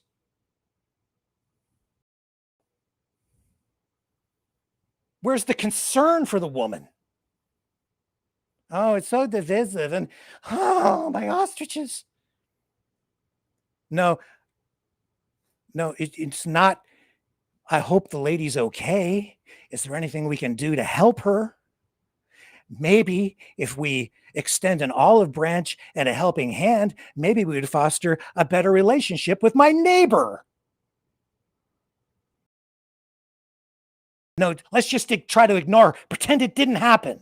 Let's not talk to anybody. Oh, well, we have to now because CTV did this. Oh, my God. Well, then I'm not talking to them. I'm talking to Global.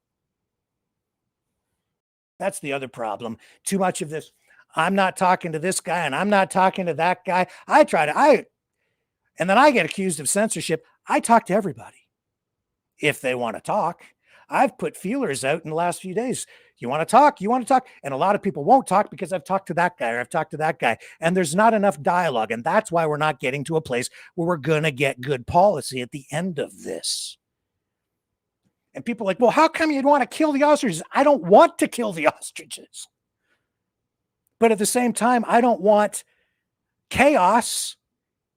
And I recognize that we still need to have a system in place that will protect other farmers and the ostrich farm in the end.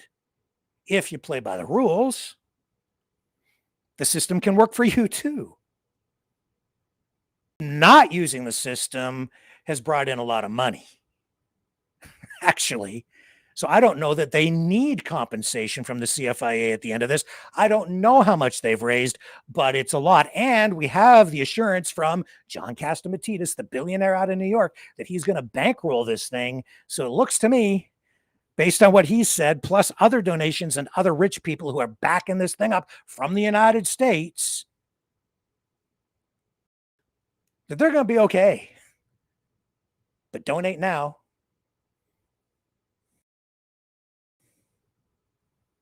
This whole thing is freaking ridiculous.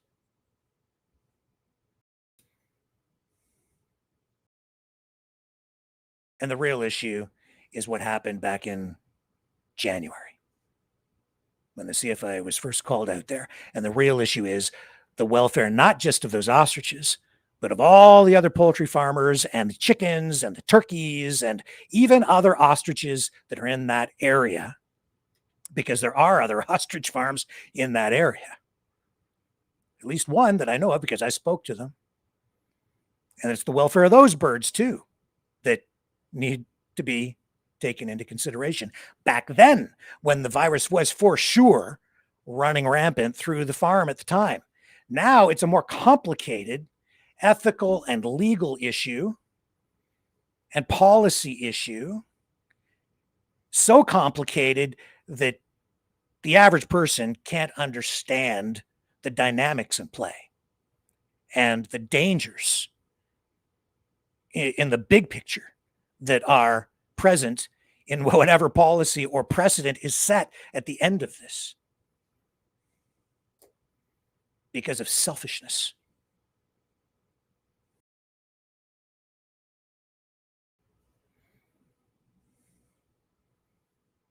And a psyop. Ostriches are not poultry. Yes, they are. They most definitely are.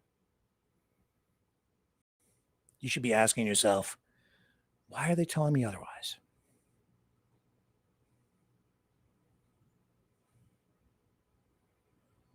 Wow.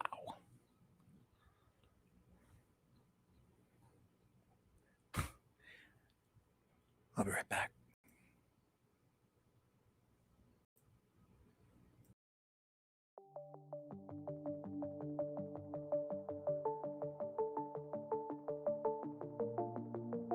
Greetings, brave mavericks. Our quest for truth continues. We go beyond fake news. Together we expose propaganda. Together we pull others out of rabbit holes. We are maverick thinkers. We are all unique individuals, defenders of individual rights and freedoms, credible, trusted, grounded in reality. Maverick News, Maverick News.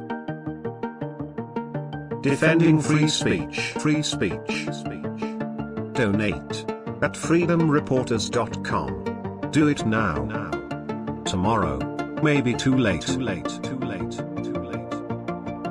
Maverick News. The world is watching.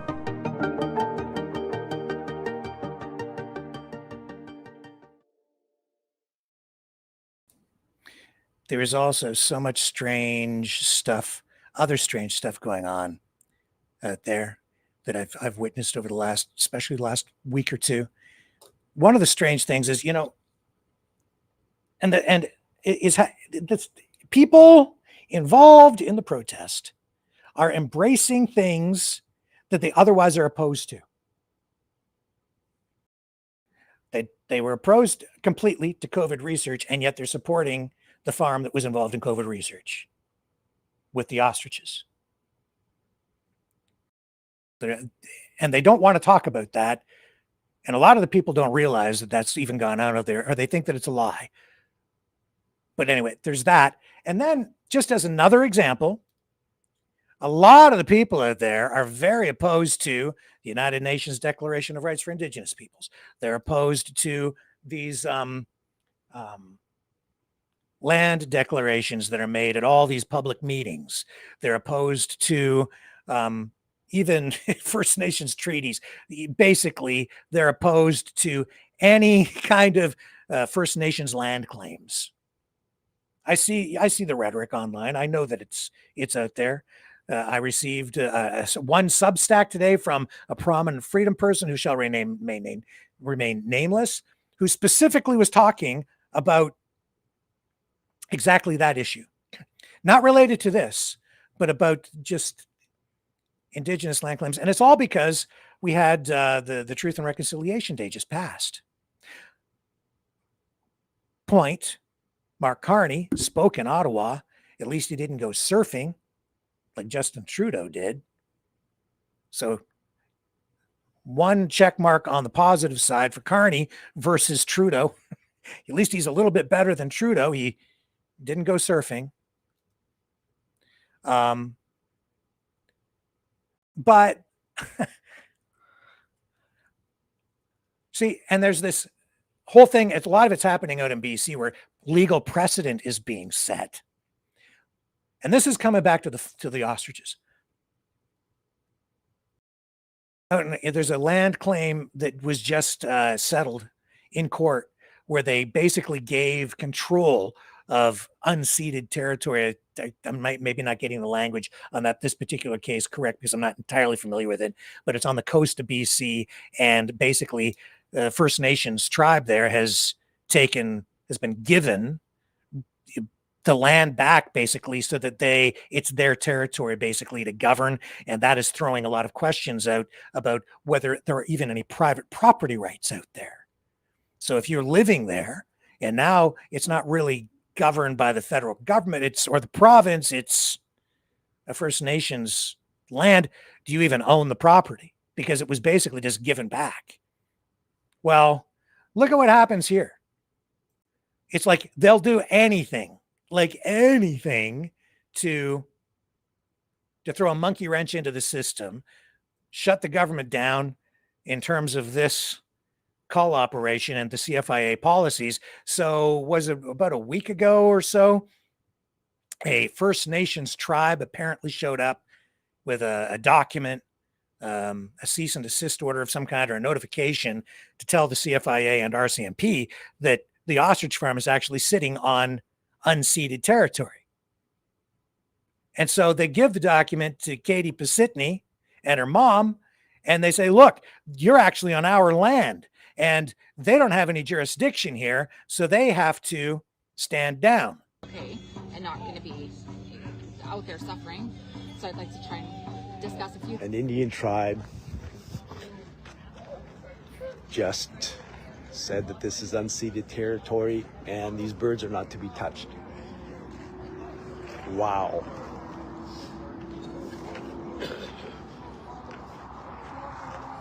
Share that around, folks. Just post that an Indian band has declared this unceded territory and the birds are not to be touched. Okay. Spread the word. Like Katie just said, they keep waiting, they keep looking for little miracles. Well, that's not just a miracle. That's Canadian people, First Nations, stepping up to do what our government wouldn't do. Yeah? What just happened there? They gave away the farm. And they don't even realize it. It's a land acknowledgement. Yes, you're right. Our farm belongs to you. That's what they just did. And I guarantee you, a majority of the people probably in the protest are against exactly that.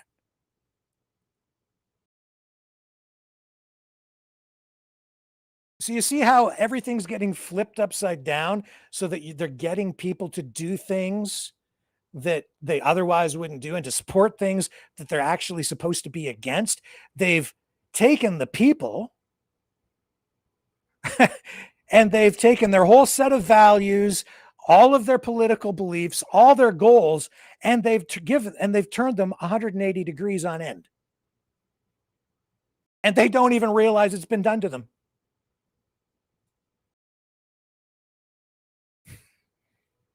And the federal government is trying to navigate through those issues in a diplomatic and in a way using negotiation, diplomacy. And then these people come out there, they say they're with this First Nations tribe with a piece of paper, and they say, you know what? This is actually our land.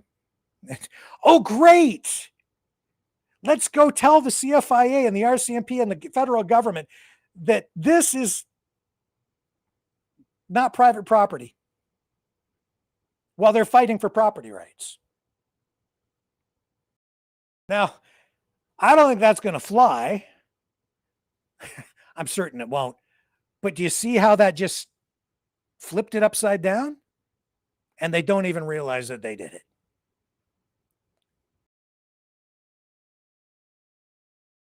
Blows my mind.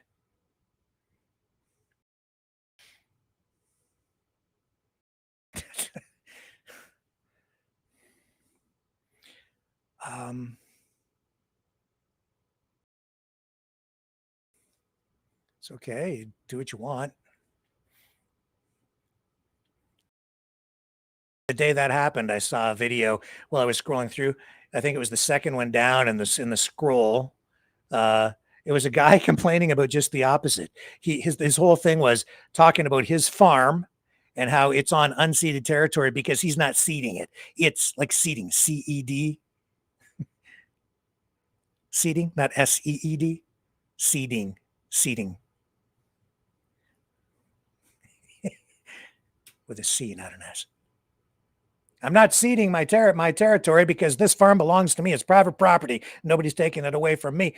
It was just the opposite of what just happened at that farm.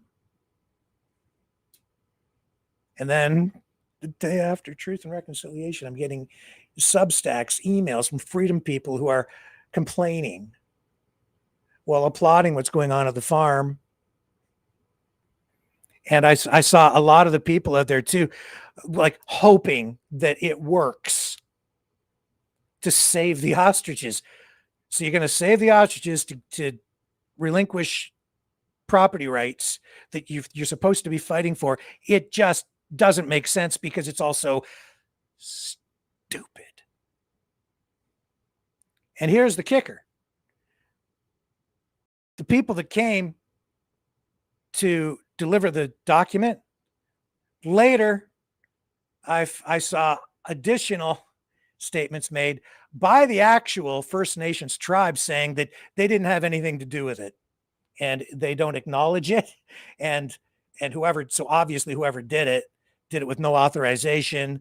They didn't have the jurisdiction or the authority to do what they did. So it was all fake anyway, I guess. But there's so much of that going on that who the hell knows what the truth is and where these land claims, and that's actually a huge issue in the country right now. We're going to see a lot more of that play out. And it always comes down to these issues too, whether it's a farm issue or building a highway or a pipeline. And all these groups get in there, First Nations groups, some of which may be legitimate and other ones maybe not. But it's all about the money in the end. I don't think it's really about the birds at this point. But somebody should do something about those whales. It's going to take a lot of money to deal with that. And who wants them? Who wants those whales? Where are you going to send those? And I don't know what the science is behind it or the biology or any of that, but I don't know. I don't have enough information to know if those whales could be just released into the wild. My guess is they would probably die because they're so domesticated. Maybe we can learn more about that. Maybe I'll take a trip up there.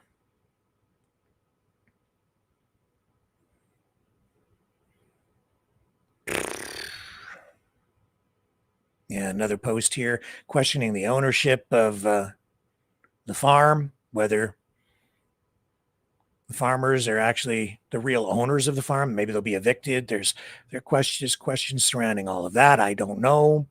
I did see we did post the documents about it before. And then I talked about the cancel culture and all these posts about doxing businesses, calling them out. It makes me, I don't like it because it's exactly what the left was doing to people on the conservative or right side before, which is why I came out so, hard against all that stuff before. I don't like it. I don't like people being canceled and shut down. But I clearly see that people on the other side are just as bad or worse. Makes me wonder if maybe they're from the same side a lot of the time. Specifically, let me see if I can find what I'm talking about here. Some of these tabs getting kind of shut down as I go through. I'll find it here for you. Like the company that was trucking in the fencing, there was a post made basically saying that they had only a certain amount of time, and if the company didn't do something to call back in the fencing, they were going to start, or maybe it was the gas company, they were going to start posting the personal phone numbers of people involved. See if I can find it here. I'm going to scroll down.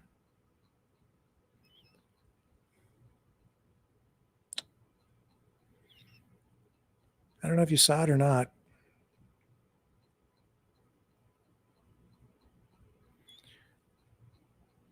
When I saw that one, it just that left a bad taste in my mouth too. This is why you lose me.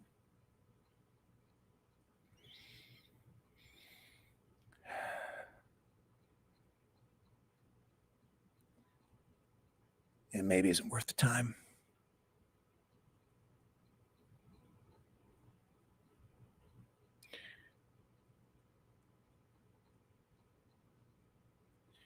Yeah, I can take my word for it. I can find it another time if we need to. Trust me, it was there. There's just so much of it, especially at this point. Here, let me take a break. We're going to come back and well, actually, you know what? I won't take a break. What we will, I'm going to show you where all this stuff leads. And this is why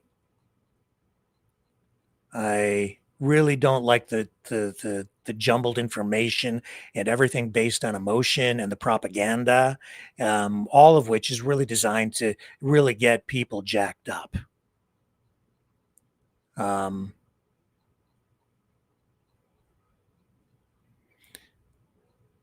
Yeah, I have to scroll back too far to find it. Anyway, I don't think it's right to basically kind of threaten people's businesses that way. You don't want to shop someplace because you don't agree with their politics. That's your choice. You want to call for a boycott of some kind, I guess. Don't shop there. You can maybe organize like a don't spend money there, go someplace else thing, I guess.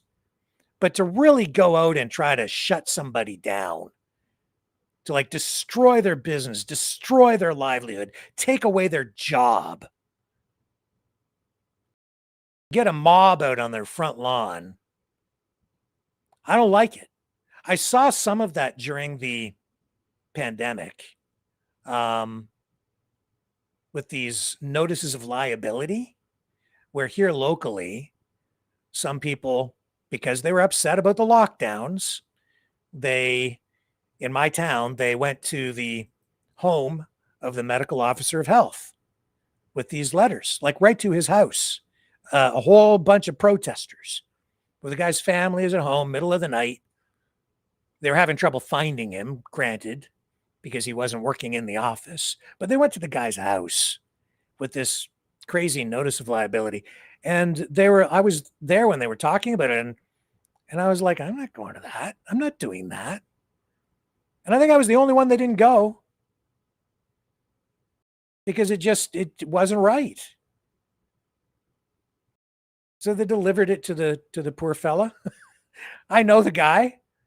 I've dealt with him at the time. I dealt with him a lot of times in the past, the medical officer of health. And they went to his house, and I know that notice of liability went straight into the trash can, and nothing ever came of it, by the way, because it carried no legal weight whatsoever. Zero.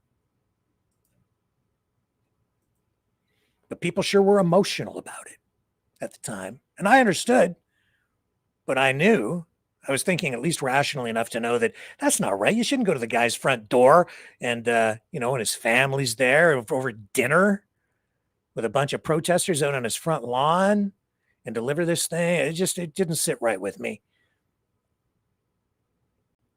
but worse when you're actually trying to destroy someone's business by encouraging people to go and leave like 0-star ratings on Google, or, you know, phone all these people and release their private phone numbers to dox them. I don't care which political side is doing it. I'm against that. Everybody has a right to work. Everybody has a right to earn a living, regardless of their politics.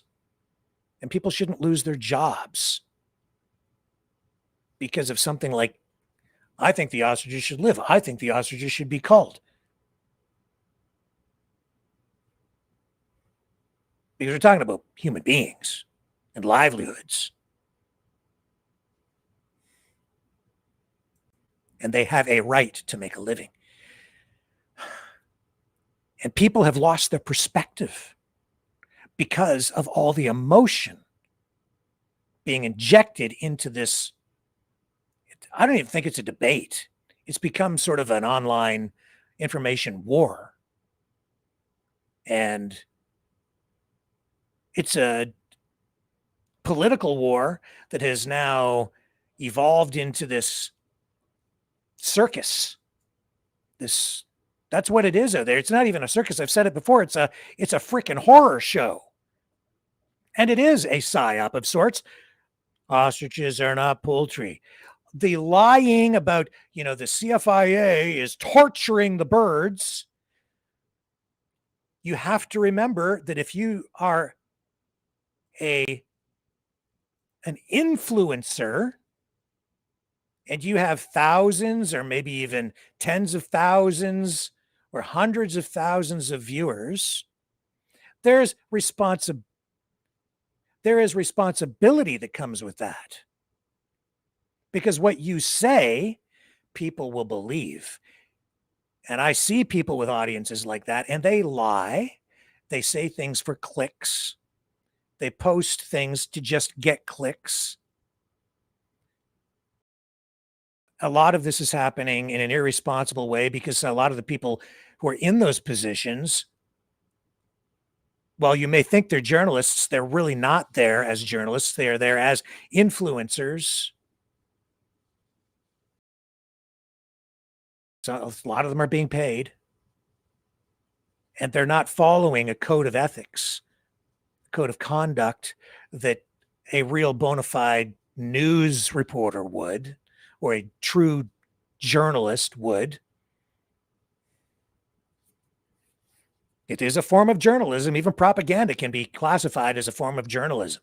But with that comes responsibility. And especially now, because if you look at what's going on with self-harm, harming of other people, people being indoctrinated, radicalized in various ways, people not understanding what is being said because they can't separate facts from emotion, people are being led to do dangerous things, make bad decisions.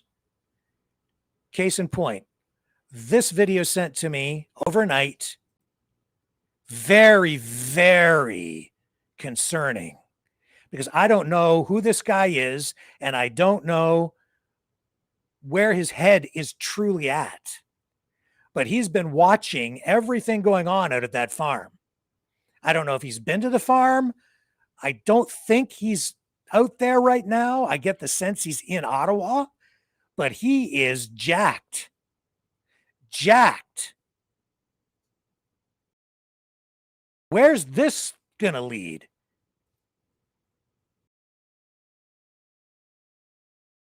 Let's hope the courts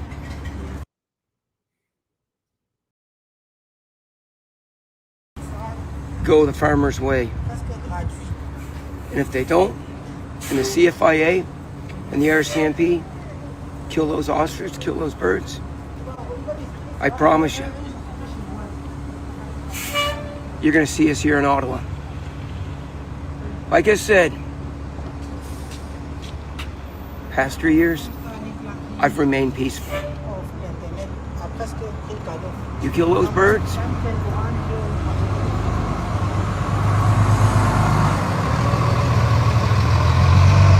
and you're going to wish You never met me. Have a great day. And remember,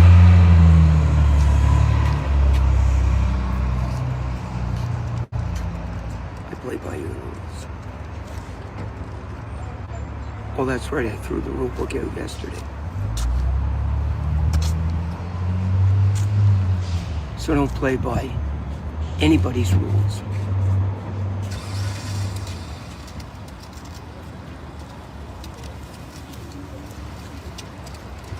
Those birds are harmed.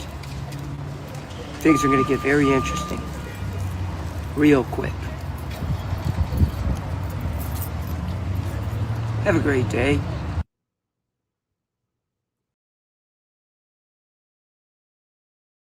If anybody knows who that guy is, he needs some help. If you know who he is, you should do something to get him some help before something bad happens. And if you're thinking like that tonight,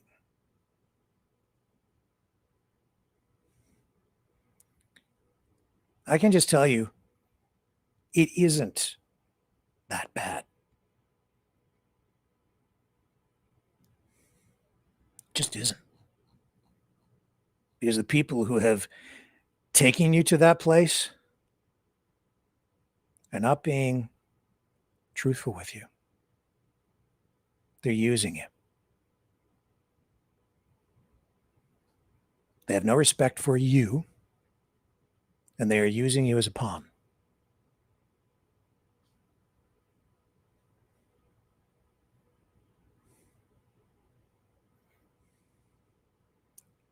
You don't have to do anything like that.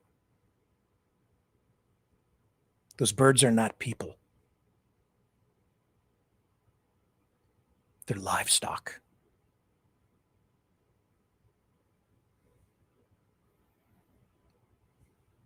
Regardless of what happens, they're not people.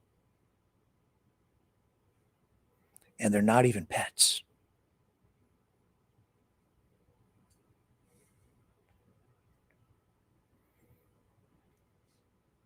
It's time to separate the emotions from the facts. Get some perspective. Reflect on all of this.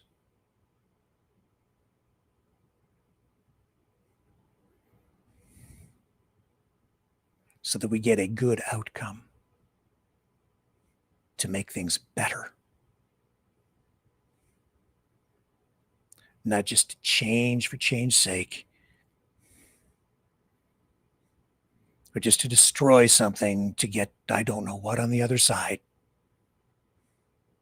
Because the people who are driving that process are being deceptive. They are not being transparent at all. Quite the opposite. They're being very opaque.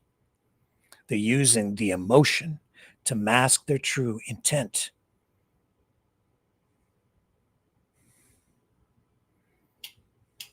What will be, will be. If the ostriches live, whatever happens with that, happens with that. And if the ostriches are culled, the sun will rise the next day.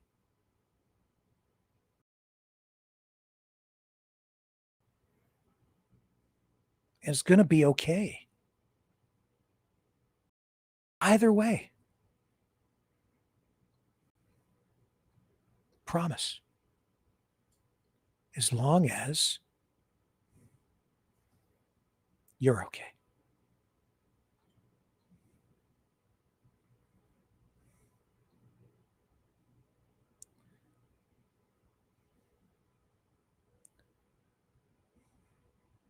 Tired of this. But we're going to be okay. I'll be back tomorrow, 7 p.m. Eastern, on the flip side.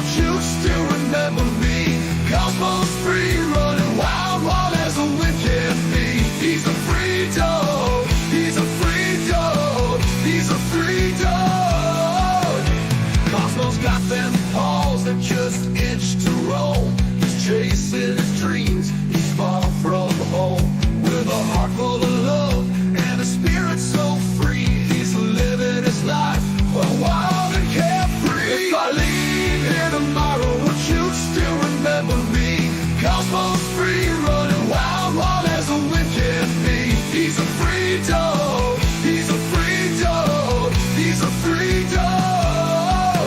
He's got the stars in his eyes, the wind in his fur, a tail that wags like it's never heard of a blur. Cosmos on a journey, he's got no chains. He's running through fields, breaking all the lanes.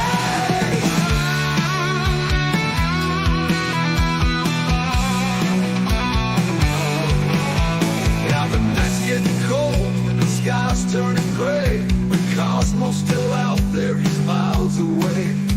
He's not looking back, he's got his path to tread. With every step, he's leaving his path. If I leave here tomorrow, would you still remember me? Cosmos free, running wild, wild as a wind can be. He's a free dog, he's a free dog, he's a free dog. So if you're feeling lost, just think of Cosmos Run. Remember his spirit, his freedom, his fun. And maybe one day, when you're feeling low, you'll find your own freedom and let your spirit go. If I leave here tomorrow, would you still remember me? Cosmos free, running wild, wild as a wind can be. He's a free dog, he's a free dog, he's a free dog.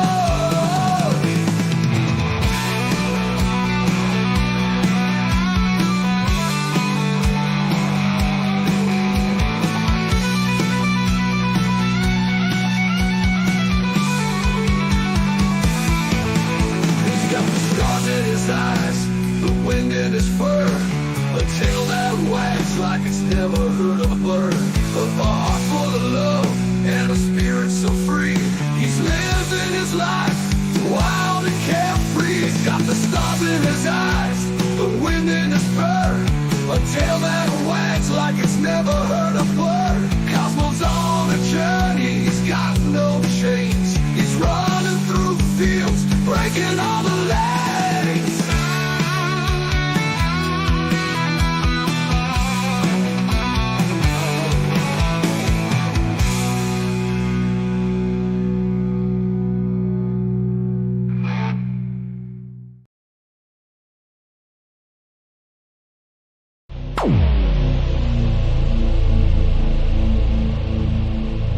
This has been a Maverick Multimedia production.